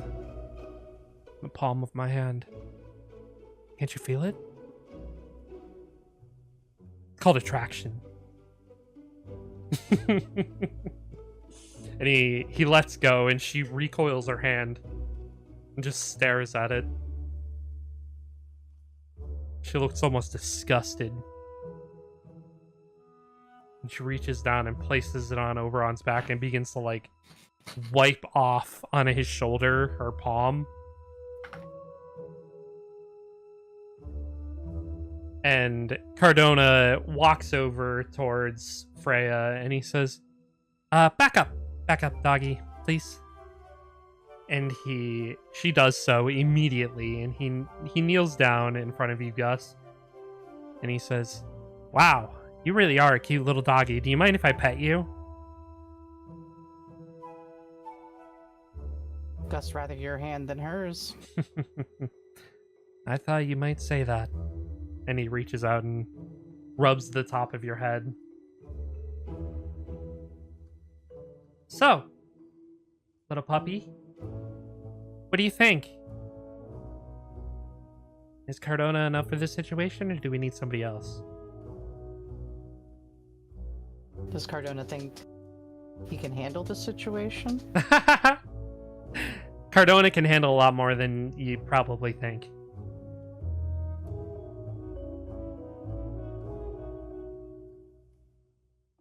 In what ways would you handle said situation, and for what price? Gus? What price, indeed? A price? Gus is gonna kind of look at all of them and then back to Cardona. What are you doing, Gus? Well, This isn't worth what you think it is. Gus, this isn't. perhaps somebody else indeed, then. If a queen is here, then we need a king, don't we?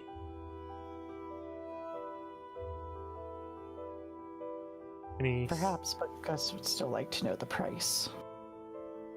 In due time. And he stands up. And he runs his hands through his hair. And as he does so, his hair goes from a black to this almost radiant gold. His eyes begin to change shape and color. They go to this blood red.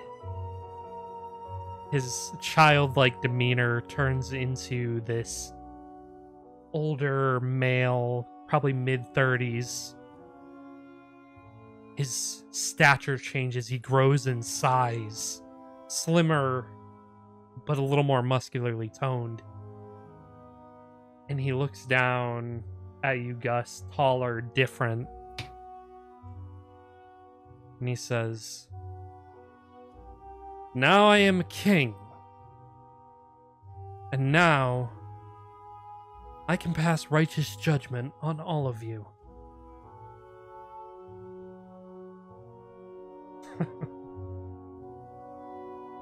Who is it that stands before your lord? Lady Titania. Master Oberon. A pleasure. An honor. I haven't seen you all in quite some time. Perhaps even... well over a decade, no. Millennia? Hard to tell.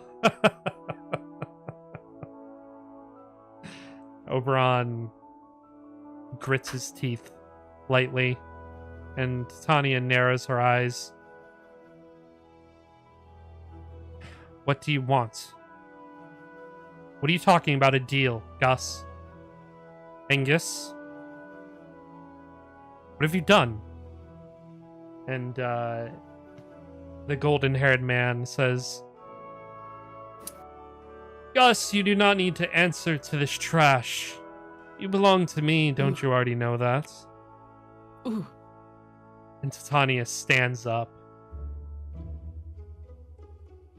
and takes a step towards the man, and he smiles and he says, Careful now, Titania. I can reveal your biggest secret. She kind of balks at him. What are you talking about? I have no secrets. And he smiles. And he says, You wouldn't want anybody learning the truth about Oberon, would you?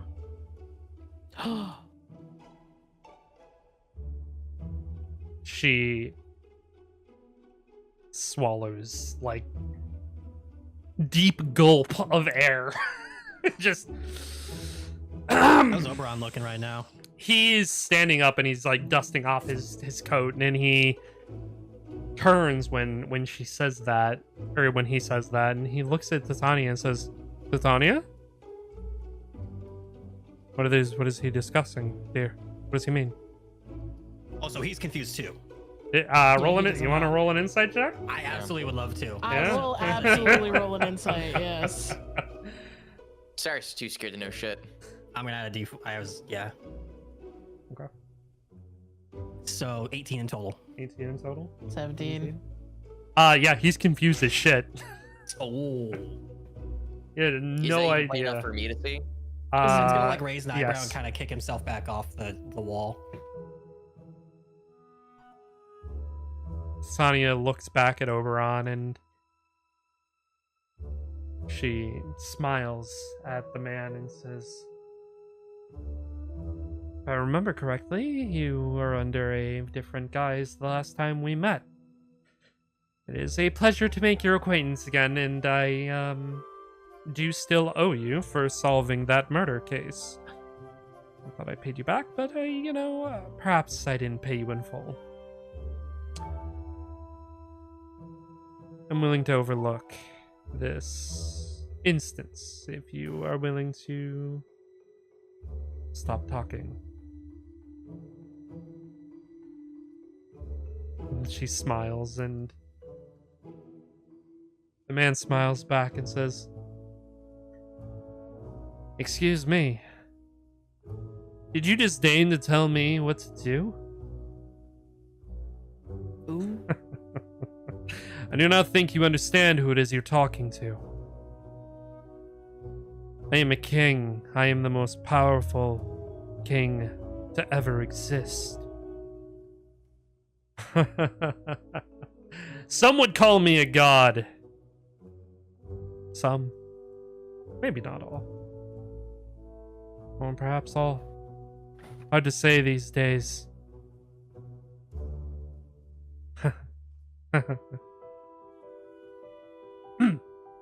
Yes. I suppose I could, what did you say you wanted? Keep your secrets. Yes.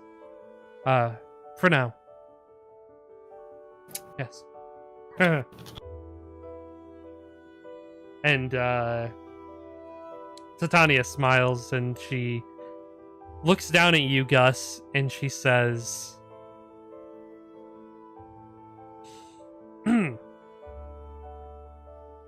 Well, I guess I will go past this transgression this time. We will still discuss your decision at a later date. I find myself needing to think over this arrangement, and we will meet again later.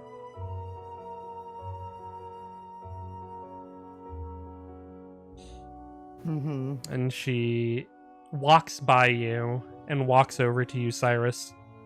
You will give me that hourglass now.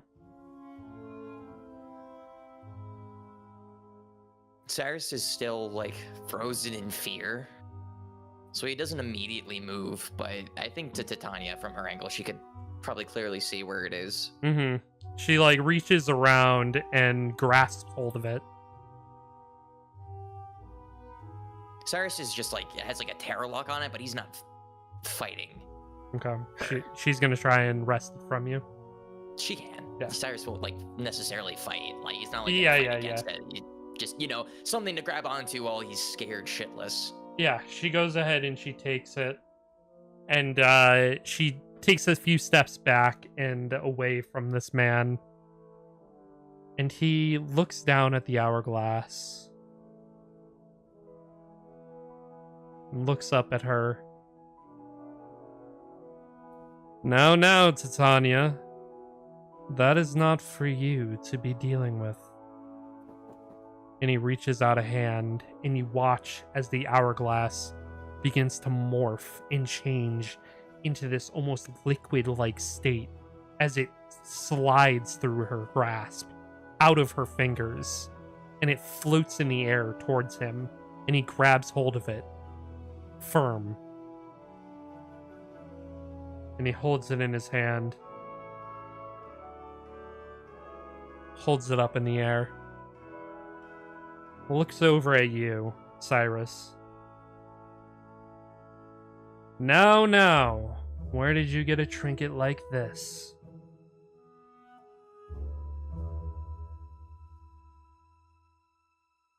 Cyrus kind of just swallows very heavily. A merchant. Interesting. Perhaps, one of your debts. Tell me, what is this merchant's name? Sorry. I'm just thinking of like if Zane were here. Cyrus, I can just imagine the exchange. Well, too bad Zane's not here. He's not. Yeah. Cyrus is just going to shakily like turn his head to the rest of the party. Like he's very visibly like looking for like like some sort of affirmation.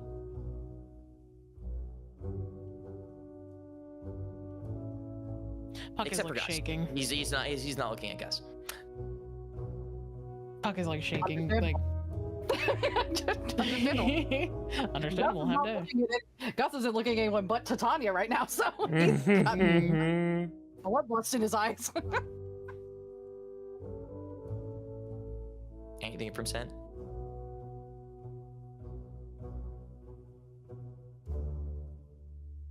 Striking.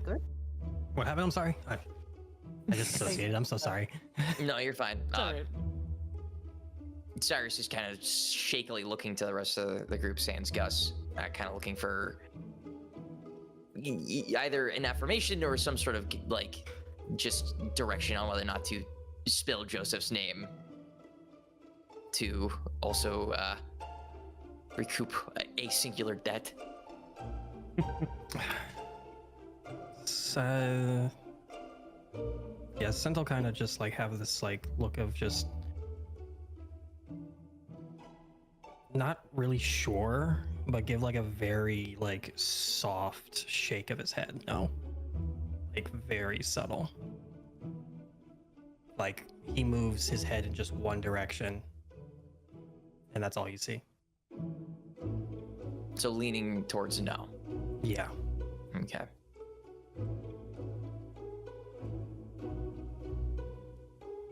But it's very hesitant now.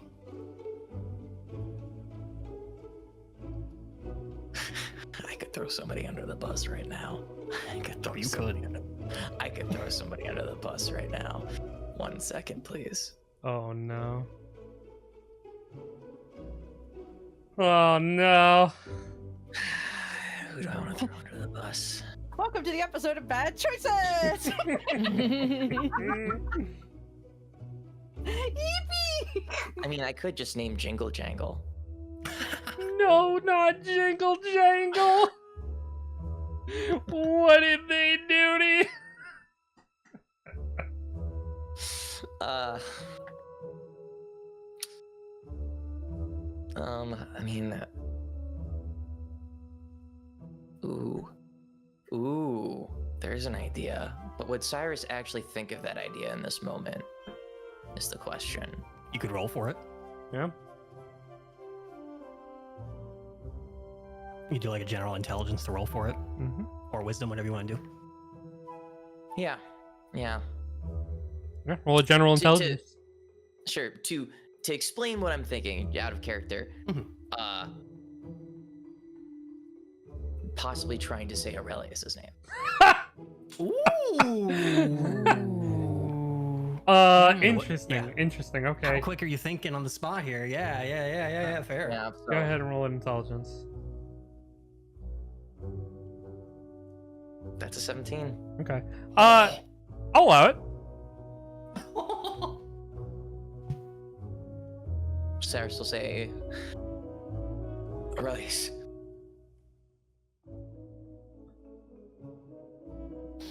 Make a deception check. Is it 22? Oh my god. You didn't use your D8 yet, did you? No. Do you want to? Yes. Also, up at the top, you might want to change it to say send to everyone. That was 'cause I think not you're at saying all a all that as suggestion. DM. Yeah. My bad. All good. Hey, good. There we That go. was not at all a suggestion. Hey. Shit. That's a 30. Dirty 30. Holy crap. Dirty. Dirty 30. We love to see it. Holy fuck. He nods slightly and says, "Well, now consider yourself one debt paid. Still many more to owe. Tanya, I will be holding on to this hourglass. You are free to leave. See you later, Oberon. It's nice to see you all put together." And he smiles. Oberon raises an eyebrow. What is he talking about, Titania? And Titania grabs him and just pulls him along through the door, and it shuts behind her. Bye. Okay. And the man turns and looks at you, Gus. Well, she was in quite the hurry. Was it something I said? Very likely.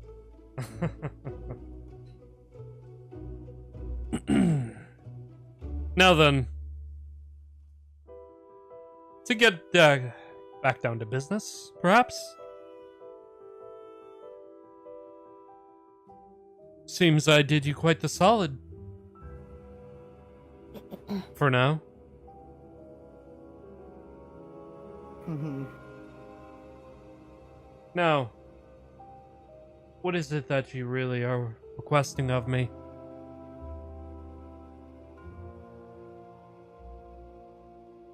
Gus is going to look at the others and then back at him. When you meet Cyrus's gaze, he's just shaking his head no.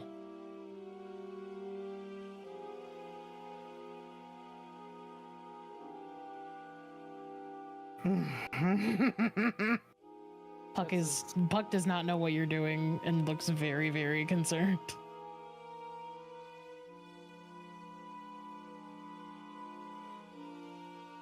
Gus would like to have a conversation with you, perhaps after he has regained his thoughts. He would like to talk to you about potentially something. But Gus didn't want you to miss the party. You And you invite seem to have had a me lot of fun. to a conversation, to invite me to a future conversation. Gus does apologize. However, as you could see, Gus wasn't really able to gather his thoughts at the current situation. This was quite entertaining, and you have given me quite the useful artifact. So I do thank you for the invite. I think I'll accept your follow-up invite as well. When do you think that might be? Just so I have a frame of reference. Keep my schedule clear for you. Gus kind of thinks for a minute.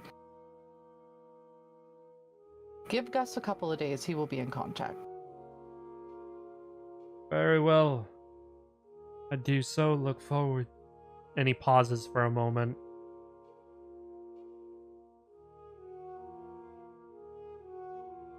Understand. I must be off now. And he smiles, nods, and he turns and he leaves.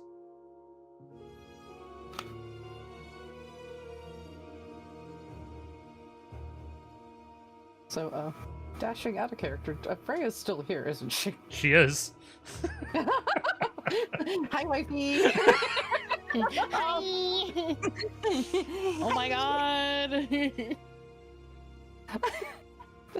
Hey girl, hey! Gus is just going to kind of remain standing there for a minute next to Freya. Yeah, she leans down and just lightly licks your cheek to sort of clean you. And she says, "That man is terrifying.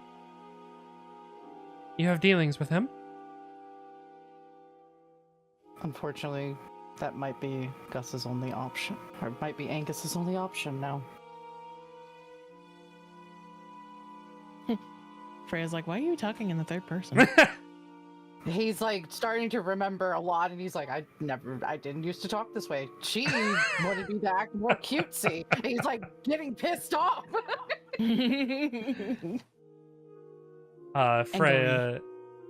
Freya nods slightly, and she says, "I understand. It seems that I am stuck here now, though." And she's Do like not worry. looking around. Do not worry, we'll get this figured out, Freya. I am now closer to you, and that is better than I was before. And it's nice to know Gus is also nearby. I can sense him. He is nearby. He has been helping me even though we both didn't remember. Until now.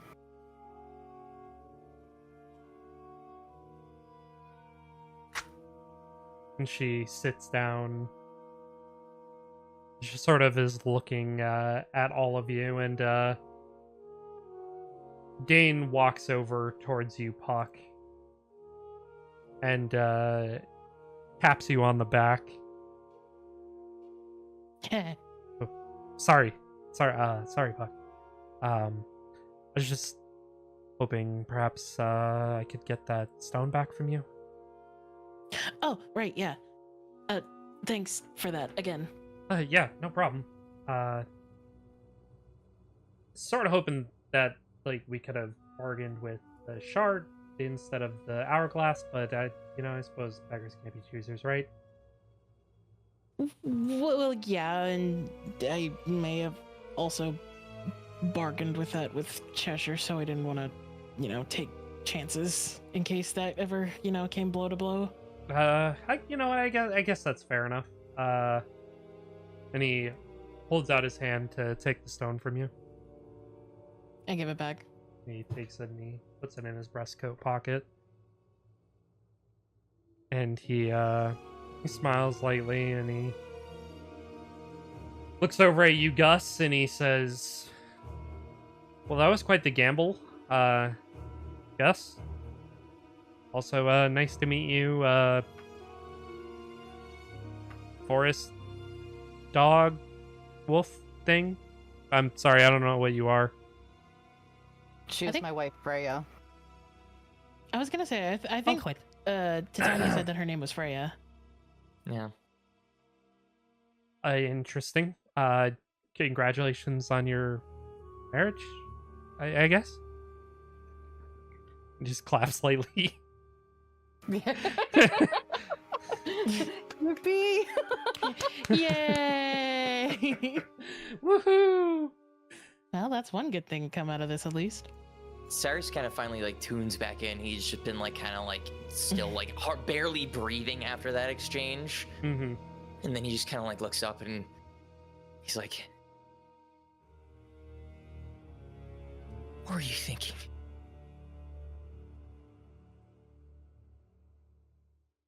What was I thinking? Yes. You hear a voice chime in. She was thinking about survival, Cyrus. And the door opens, and Rinko walks in. Cyrus immediately tenses up again.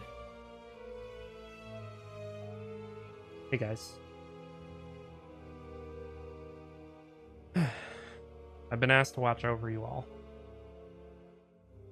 Sure. Mm-hmm. He said I could share that information with you. If you want to talk to him, you can ask me. Did he ask you or force you to? He asked me. I act by his hand.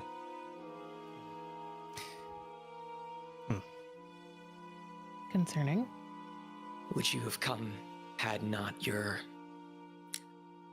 compatriot entered into here? Probably not. And No. I was doing something on my own. Cyrus turns to Gus. Not Siri. Well, now. Look what's happened to us. Now we have some prying eyes on everything we do.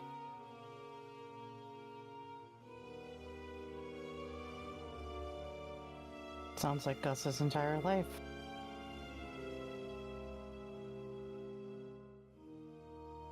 Ringo takes a breath and she exhales and she says, "Listen, I'm planning on hanging out here and babysitting you all. I need to find my brother. I also need to find, I need to find out if Kin is really alive or if he's really gone."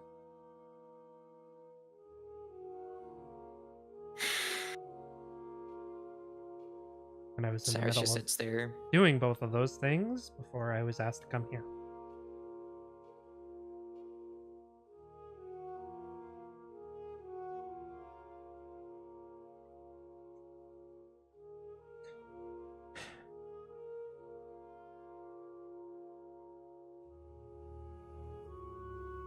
What are you guys doing?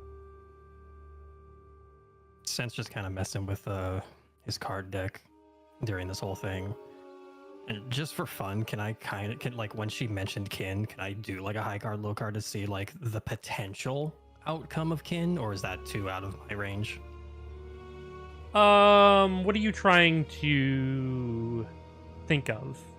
What is your goal here? He's just kind of fiddling with the deck, and when she says that, he's like, I'm curious too, and he kind of just flips a card and goes like, is the potential of him, of him being, okay, like is it a foolhardy goal to try and go after him? Yeah. Okay. Roll a d20. Okay. I couldn't find the words, so thank you. Yeah.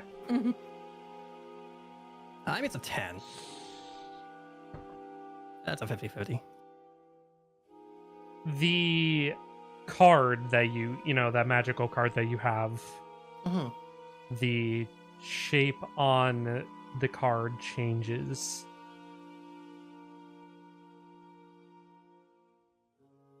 there is a depiction of a man in a jail cell. Both of his arms are chained up. There's a chain around his neck. And you see somebody holding a key with their hand in the lock of the jail cell. And they have a smiling face and a frowning face, like swap, like on their face. That's like very cartoonish. Yeah, like half smiling, half frowning on both sides. Or on each Yeah, side. on Yeah, each yeah. side, yeah. Yeah, yeah. And that is the depiction that you see. Okay. He'll kind of just like it's like everybody can see it. Like they'll probably see the glow of the card and everything and all this stuff, and he'll kind of just like step forward and just kind of present it to Rinko. Just, I mean, this is the only thing I can show you, but it's not an answer. It's relating to kin. Not good or bad, I suppose. Yeah. Could mean he's trapped somewhere in prison somewhere, or, you know, a piece of him is in prison somewhere. I don't know. I mean, if it's any hope, then, I mean, take it as you will. Yeah. And she looks down at her wrist and she sort of like grips it and she says, well, I'm here now. Is you guys planning anything? I guess, what do you have going on? We don't know. Yeah, he like slumps his head and just goes, honestly, I'm at a loss. To be frank, Rinko, I don't know what to tell you and what not to tell you.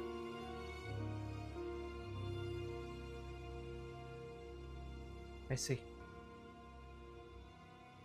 Well, As begrudging as it is to say.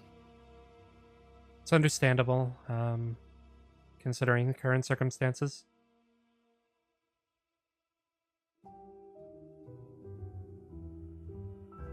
Unfortunately, anything you say to me, just assume that he hears it as well. I figured. There's not much we can do since going out puts us at risk of being found. And frankly, right now,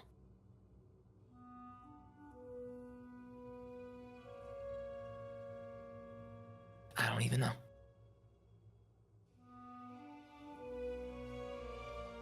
I'll be up back. And Cyrus kind of grabs his cloak Mm-hmm. and just walks outside and slams the door behind him. Okay.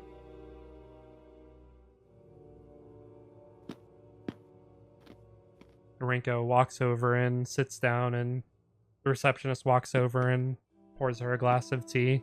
And Rinko smiles and accepts it and pulls out a small book and just begins reading. What are the rest of you doing?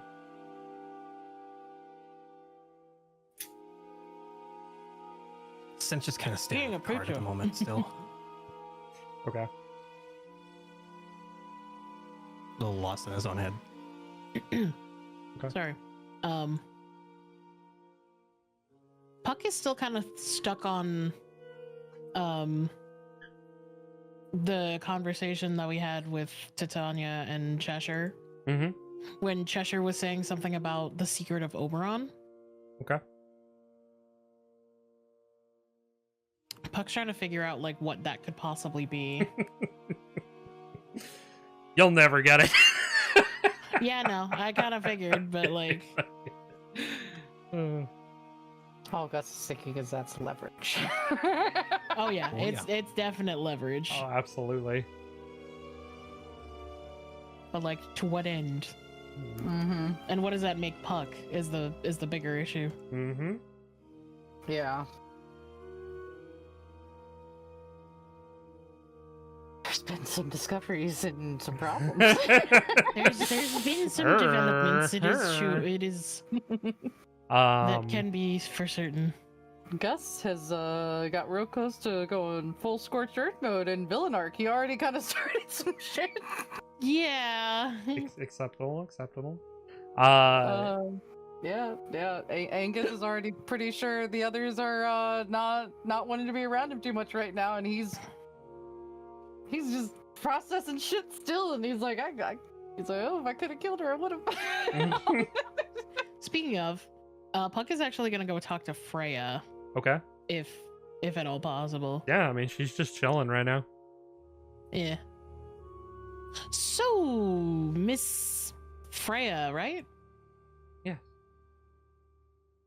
I just wanted to say it's very nice to meet you, first and foremost. Oh, this is not the I don't- first time we've met. Do I remember that? No. Okay, cool. Guess who else has been reported? Yup. That doesn't surprise me so much because I do remember that my memories were fucked with, but Mm-hmm. yeah, it doesn't. It's not surprising, but also very, very telling. Is that so? Interesting. So I just wanted to ask. Yes. First of all, how were things with your family in the Feywilds? Oh, my family is lovely. Angus and I's children are all lovely. And the forest was that okay?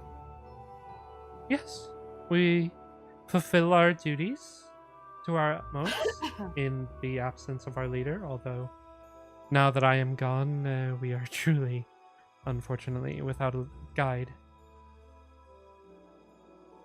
Your leader, by leader you mean Angus? Yes. Angus is our pack leader, see. and as his wife, I filled in for a time. However, I am no true substitute. I see. However, Gus was likely to take up the mantle. However, with him being here, I severely doubt. No, I shouldn't speak like that. We'll figure Oh. it out. Yeah, I do apologize for you being in this circumstance. I honestly can't. Well, I guess I can sort of understand the position that you've been put in, although not entirely. But we will do whatever within our power to get you back together with your family.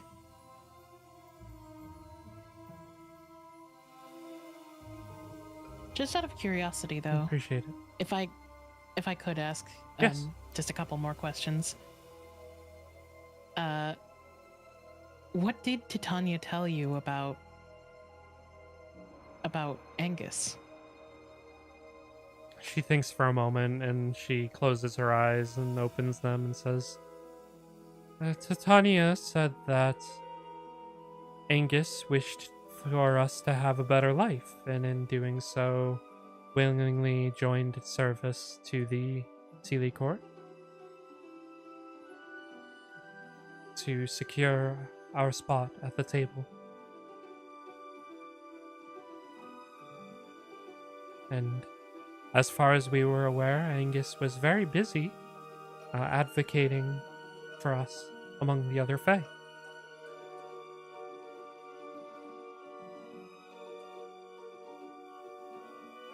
And did she tell you anything about your son as well, or was it mostly just Angus? Gus was with us until recently. A few years ago, he disappeared. A few years ago. Yes. I wasn't sure where he went, although now that I see Angus again and I sense Gus within, it seems that Gus has been living within my dear Angus's heart.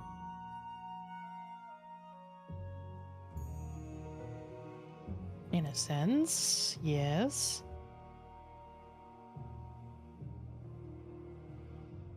And Titania never told you of any of this? No, she did wonder where Gus went off to, but didn't pry too hard into it. She was quite upset that one of our pack was missing, however. But she got over it quite quickly with the assistance of Oberon.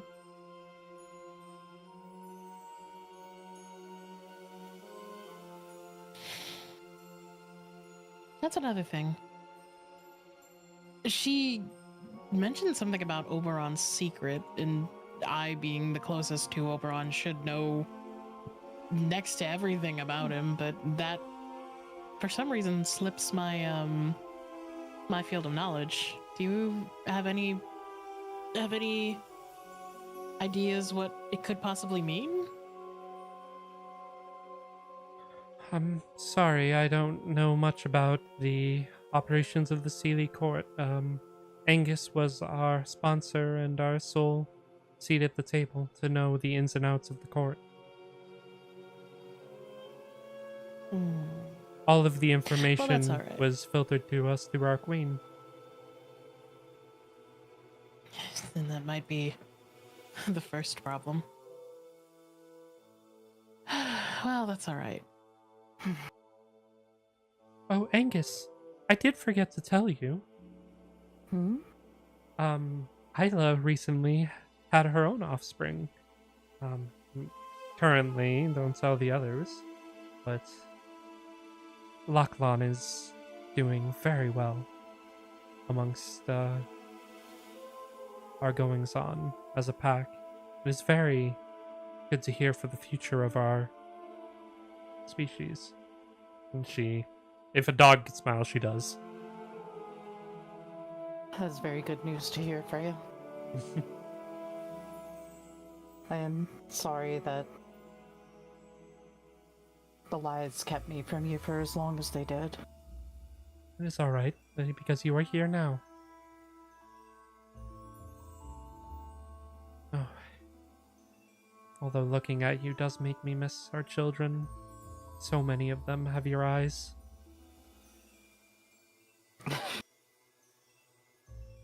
Gus can't believe he forgot how many we have. Yeah, that's the most surprising part. Listen, let him have his moment. No, I'm honestly impressed.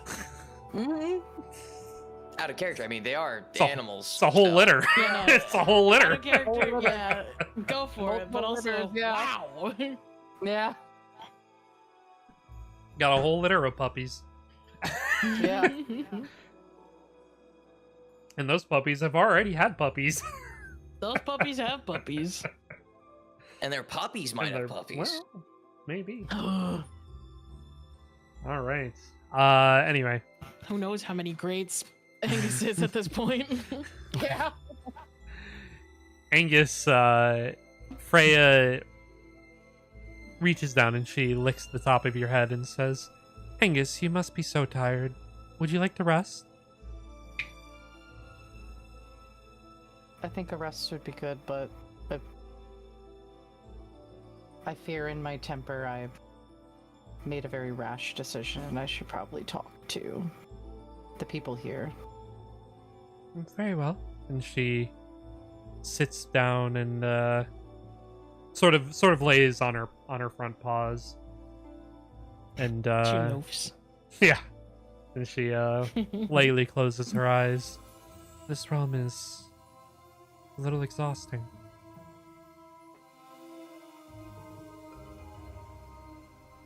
Please rest as much as you need. I will be back soon.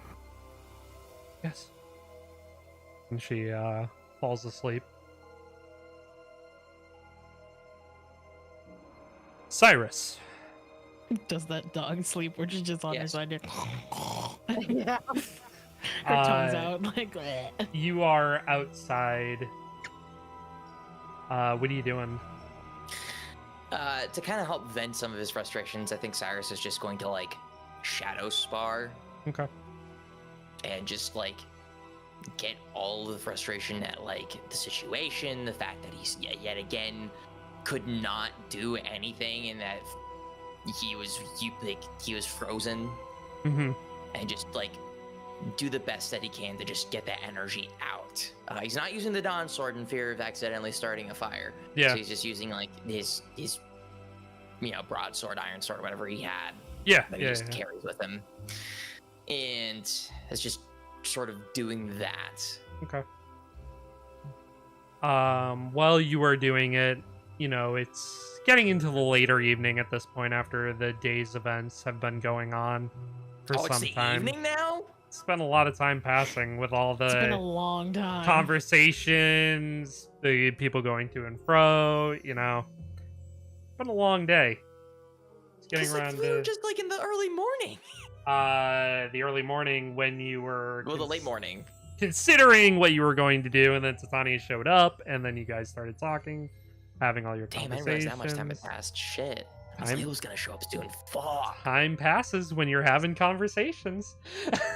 Mhm. Fuck. Shit. When you're doing a lot of things, time still goes by.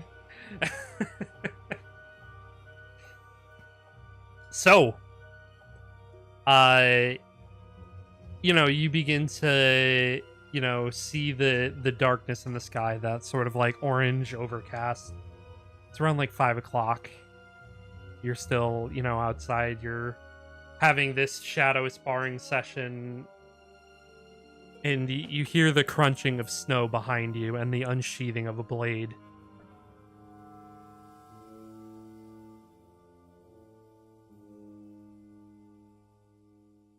Cyrus will turn his head over his shoulder to see who's there.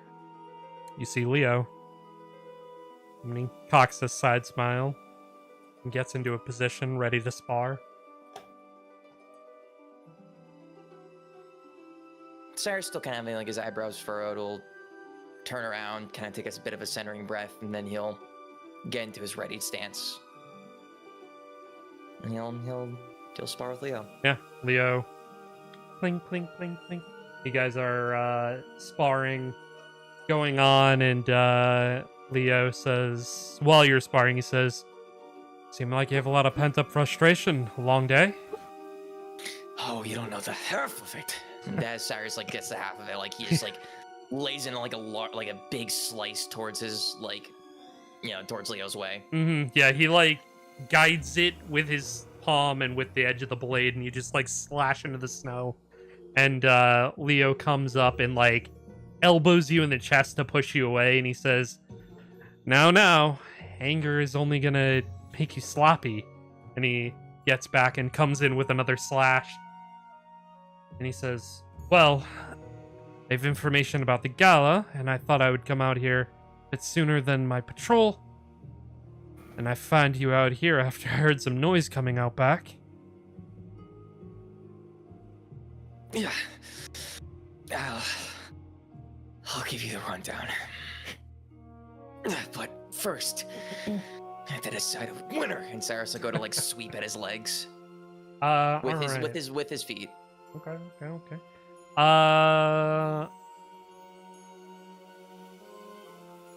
I'll say make an acrobatics check. Okay.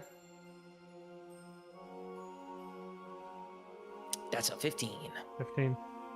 You go to sweep at his feet, and he hops over your feet, and he comes down with the sword, meeting your steel, and he goes to make a quick move to sort of push you off balance down into the snow. Make a dexterity saving throw. Sure. That's a 21. 21. You're able Yeah, to you're- somersault backwards, back up onto your feet. What are you doing? Can I make an insight check to see if there's any like openings in his stance? Make a perception check. Perception, sure. That's another 21. 21. Yeah, you absolutely see an opening. You know for a fact that he relies heavily on Icebane, which leaves him open to easier disarmaments because he's so reliant on Icebane never leaving his grasp that it literally doesn't, even if he holds his hand open. So, like, he's usually pretty loose with his blade, so you think you could probably disarm him pretty easy if you wanted to. Yeah, I'll attempt to do that. Okay. Go ahead and make me a...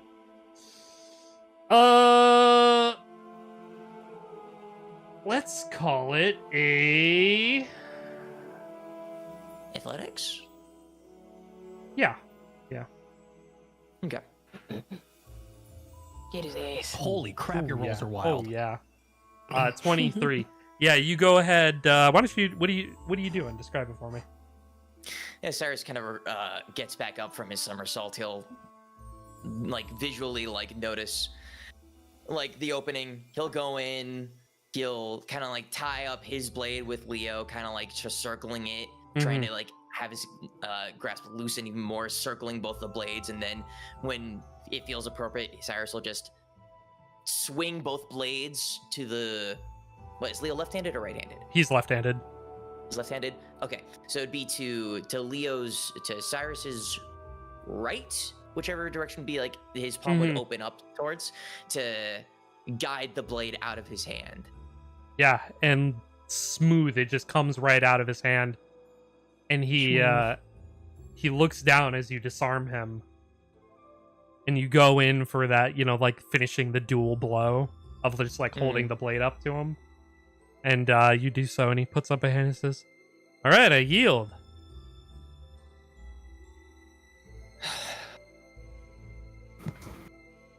Sorry. Getting pretty good with blade. And he walks over and he picks up his sword and sheathes it. Cyrus and Insu will also sheath his blade. He'll say, "Oh, well, it helps when you know your sparring partner." We have done a lot of practicing together, haven't we? Indeed.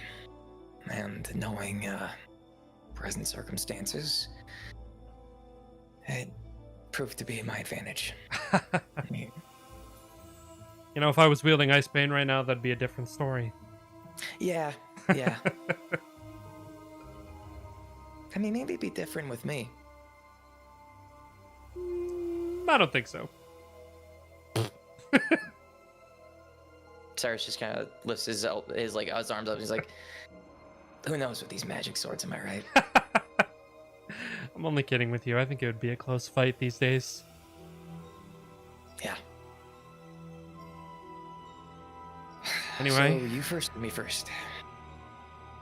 Well. And before you say anything, a question for the environment, I guess, first, beforehand. Yeah. Would Leo have had to walk through the guild hall? Walk around it. He walked around it, so he did not go... He didn't walk inside. Okay. Whew. Big whew. Okay, cool. Yeah.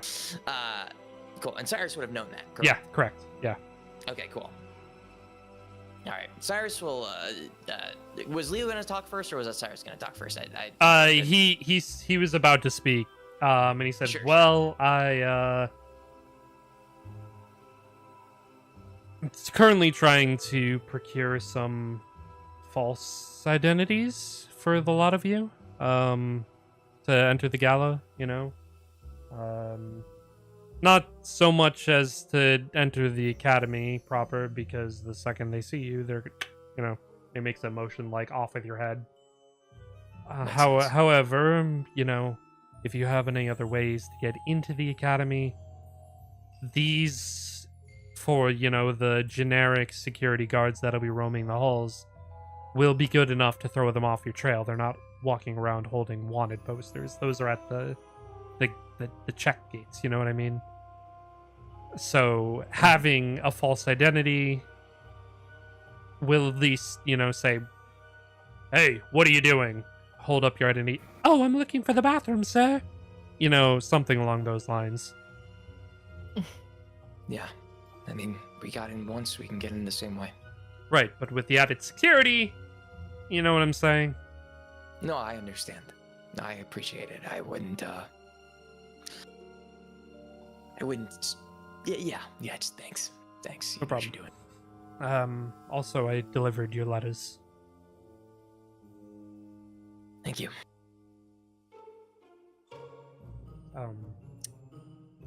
Artoria and you are...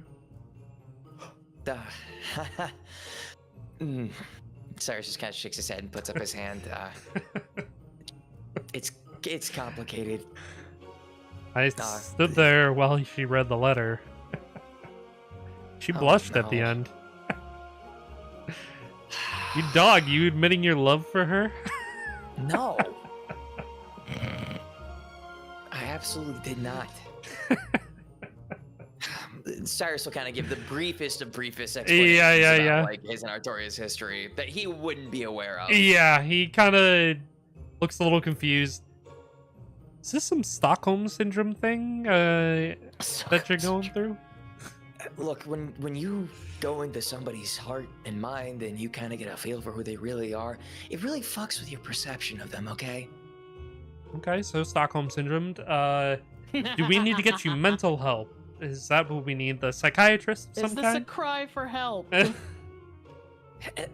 Leo, considering Blink what twice. this year been so fucking far, I think I need one hell of a therapist that'll sign an NDA. I'm only screwing with you. But yeah, interesting. You and Artoria Zested. No, Would no, not have no, put that nope. I might have been a little flowery in my words, but she is someone I believed I could trust with the knowledge of us being here, let alone for her brother. All right. Hey, more power to you. Anyway, I know the. Plus, to be frank, I believe Ionos would kill me. Yeah, that's probably true. I haven't been able to check on her since last night. I'm gonna go again tonight. Hopefully Victor isn't stalking the halls. I appreciate it. Anyway, the evening broadcast is almost on. I know you're not totally in tune to be hearing Patrilla's voice these days, but... Yeah, but it's important we listen. Yes, yeah, they've been telling their plans all one step at a time through each broadcast, so... Before we head in, I need to tell you something, and as briefly but as precisely as he can, Cyrus is going to explain the general situation that they're in at the moment now that Rinko is here, and then advise him that to be careful, if not, maybe not to even enter. Interesting. Cyrus would also include the fact that Rinko is kind of Yeah. in bed with Cheshire. I mean, this Cheshire demon, I have no qualms with him. Well, I mean qualm, but I have no dealings with him. I have no debts to him. If him knowing my existence means anything, then... It's more, I worry that he will fuck with any plans that we make now that he has somebody keeping an eye on us thanks to one of our own. Well, thankfully, or maybe unthankfully, I haven't crossed paths with him yet. I don't think he's... I'm just telling you to be careful. Understood. I will. And, don't go making any deals or promises with people you don't know, okay? Okay. And Cyrus will open the door for him. Yeah, and he goes ahead and walks inside. All of you were sort of, just getting done, with your conversations with Freya, Gus. You were just, dealing with all of your internal emotions, thinking that, like, okay, maybe it's time to have a conversation with everybody. And Cyrus Maybe time. Cyrus walks back in with Maybe. Leo, and Leo walks over towards the radio speaker, and he says, "Evening, everybody. It seems that today has been quite eventful. Oh, hey, Rinko, how's it going?" And Rinko just does like a triple take of like, Leo, what are you doing here? And she like Don't worry about it. gets up and walks over to him. Are you on our side? Are you on their side? Whose side are you on? And Leo smiles and says, "I'm on my side, Rinko. Like always." And he just winks. And she just looks like flabbergasted as Leo clicks the radio on, and he walks over and he sits at the table, and he begins to like tap his chin as he waits. And you hear the light jazz music coming through the broadcast. And then it slowly fades out. The music pauses.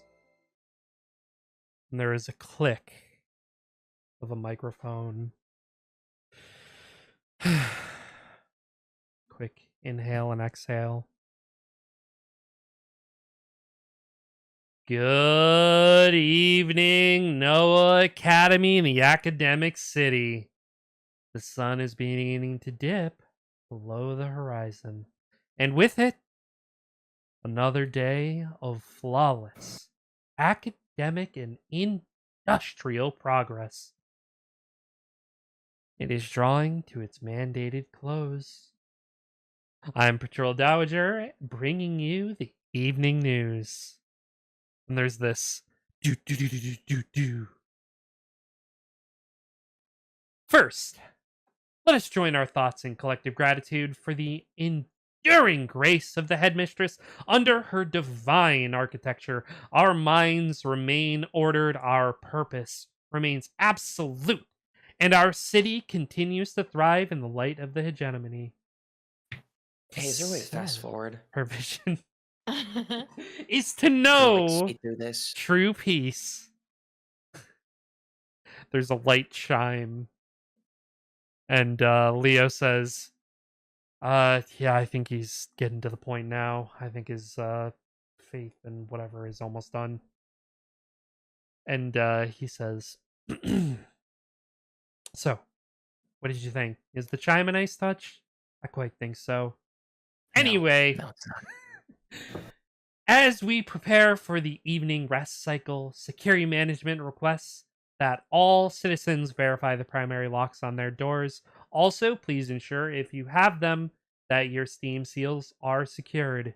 Remember, the headmistress is watching so that your sleep may be seamless.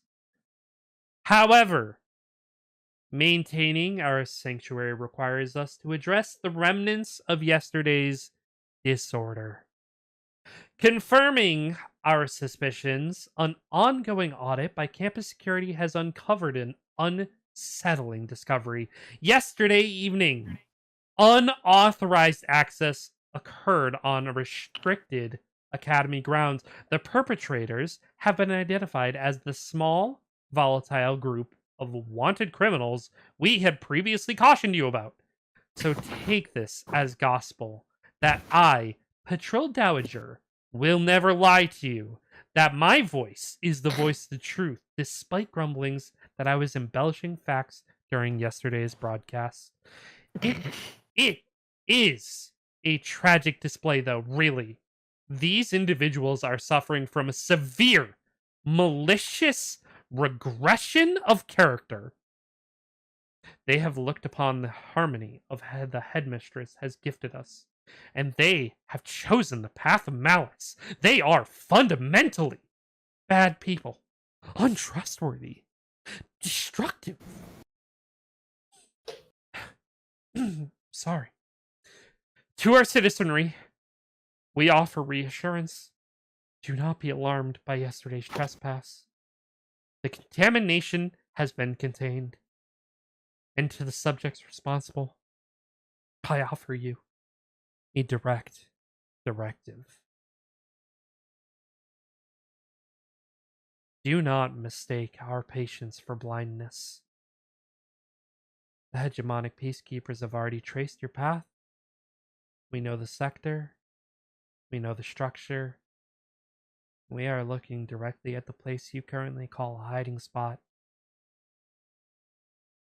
The headmistress is merciful, though. But her mercy requires compliance. You are instructed to present yourselves to the nearest security checkpoint before the morning bells toll. If you choose to surrender your broken minds to our rehabilitation process now, a path toward restoration remains open. If you choose to remain in the dark, if our peacekeepers are forced to come inside and extract you, the corrective measures will be absolute and your punishments will be far, far worse. The choice is yours, but the window, it's closing. There's a pause. And then this light music in the background picks up. Now, let us close tonight with a reminder from the headmistress's own evening liturgy. The perfect mind does not wander. It rests in the foundation I have built and wakes only to serve. Rest well, Noah Academy in the academic city. Dream of the collective, guard your thoughts, and let the machinery of the hegemony carry you into a perfectly ordered tomorrow. And just a reminder, the gala is only a day away after today. This is Patrol Dowager, signing off. And the broadcast begins to cut, and the smooth sort of jazz music starts up again as Leo gets up and walks over and clicks off the broadcast. They've got to get some better material. It just sounds like a rerun at this point. So, Leo, we know where we are? No. That's old-faced lie, if I've ever heard one. I think they're trying to goat you out. Can I insight that? Yeah. Not from Leo, just Yeah. in general. Yeah. Well. Oh, well. I mean, it's It's- that plus 13. It's plus 13. It's literally just Yeah. doesn't fucking matter what I roll. It's gonna The, be uh, above 10. the- So. Still rolls an 18. Yeah. Like, get the, It's like, get it's the, 5 get the plus fuck 13. out of here. Oh no, it's an 18. Who would have seen this Oh, coming? what a low roll, bro. No, it I wasn't can't over 20. believe this. I'm telling you, insight and perception, I got those on lock. Leo, Everything else, it's fucking garbage. Leo, he looks a little nervous, actually, Ooh. that he might have been had by his own men. He's like second guessing himself when he says, no, absolutely not.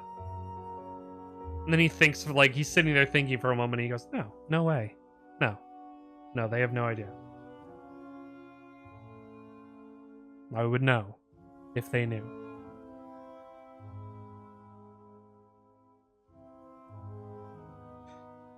Anyway. I think it probably best that we do come up with some sort of contingency in case it is true. Well, Swear. it's not like you haven't had any encounters with anybody from the academy except for me? I mean, when you were Cyrus in. just like points to Cyrus will be like, in the academy.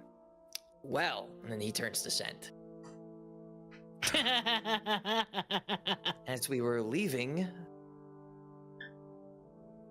Scent, would you like to finish the story? Striker. So finish. That's what? What happened when we left the academy? Oh, I'm so sorry. It's You're okay. buddy. Cyrus is just you throwing you cut under out the for bus. me. I'm sorry, Zeph. All good. No, you're chill, dude. You're chill. Yeah, I heard scent and I'm like, huh? What'd I do? It's fine. Cyrus is just trying to throw you under the bus. Yeah. Yeah, Well, no, motherfucker. Cyrus isn't like trying to throw anybody Yeah, on the yeah. bus. He's just Mhm. like, hey, you did it. Why don't you tell it?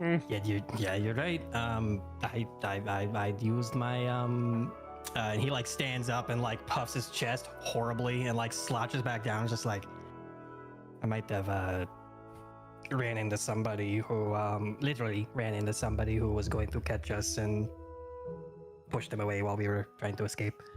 Okay. And he well, like goes into full detail, like not full detail, but like a little more detail on Yeah, the yeah, event. yeah. And yeah, that was in the academy grounds, though. Yeah. That was what that middle part of the broadcast was about. Mhm. I'm assuming because I also saw you in the academy. I mean, that's not as big of a deal. None of you saw anybody outside of the academy, though. No. After that, we were here right away. We entered here and we exited the academy and wound up here. Okay. Well, We haven't Only had other- since. The only other interaction we've had or could have had was when we maybe got seen walking around in the old uniforms, but we Okay. adopted the new ones. Pretty quickly. Almost got caught by the guards, but okay. Well, I mean, as long as nobody in the council ever saw you since then we should be good to go. well. Hmm. So, About that. and Cyrus will kind of look to Avaraf. Sipping his who's probably drink on the just like, side. Avrif Probably is just like like- eating like he's eating like half a cake right now still, like during this whole Yeah. thing he's just Yeah. been eating. Arab just grabs a drink, starts sipping, just going. Yeah. And Cyrus will say, "This one and that one," pointing to Avaref and Dane respectively. For some reason, thought it was a good idea to approach Faye at the academy, and then got caught by Faye, and then almost died. And then also this morning, that one, pointing back to Avaraf, went out to go train in the forest safely, didn't walk through town. And while he was there training, Faye found him again, and then almost killed him again, and said something along the lines of, if he could survive this, then maybe she could trust us. I think he wasn't very clear. Avrif just stuffs a piece of cake in his mouth. Yeah, and then does that. And Dane says, I actually saved Avrif from certain doom. I'm sure of it. What he said, but regardless of Avref's death or not, which, despite everything, I'm glad you're alive, buddy. Yeah, so Faye knows that we're here.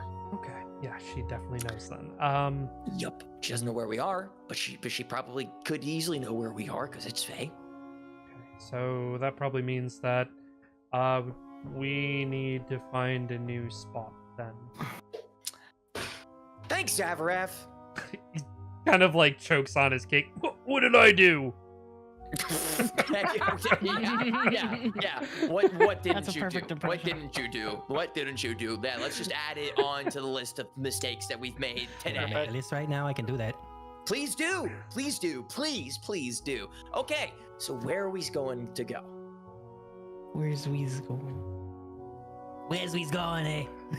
Leo thinks for a moment. And then Dane says, "Oh, why can't we just go to my apartment?"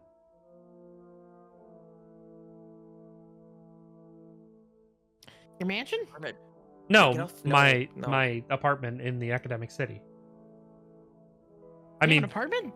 yeah, I've Do we had need to know if somebody just no. What if they'll... I paid for the whole year. So the only person who can stay there is me.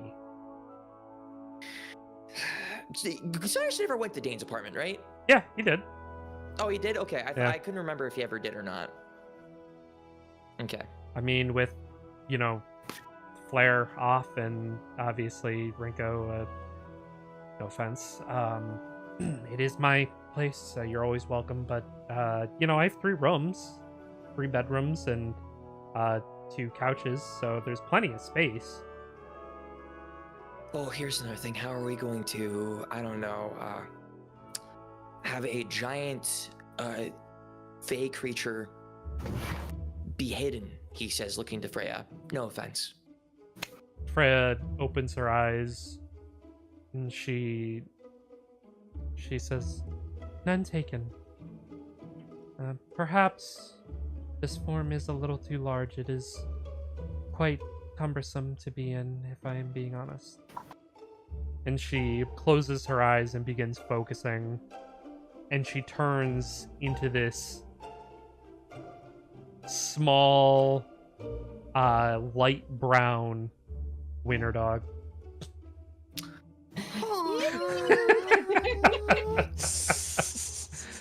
Okay, that problem is solved. All Kusith are now dachshunds. Yay! It's canon. Canon. It's canon. But then how do we get back into the academy? Unless Cyrus looks at the receptionist, can that trick be used at a different doorway, or does it have to be here? No. Grandfather says wherever you have that key, it leads right to the door in the academy. It can be used wherever, theoretically, but it only goes back to the door that you used the key on to begin with. Yes. So, okay. if you use it here, it's going to lead back to here. If you use it somewhere else, obviously. It was mostly just used here because, this was the only magical building in all of the neutral zone. But I guess, since magic's sort of everywhere, I guess it could work theoretically anywhere. Yeah, we won't know unless we try. But, alright. I guess we have to look as inconspicuous as possible then. Leo sort of scratches his head and he says,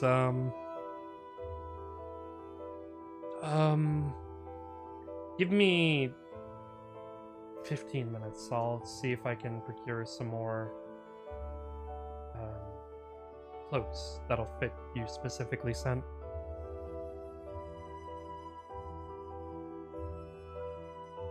And he stands up and he fixes his jacket and he says, "Don't leave just yet, I'll be back." And he goes ahead and exits the building.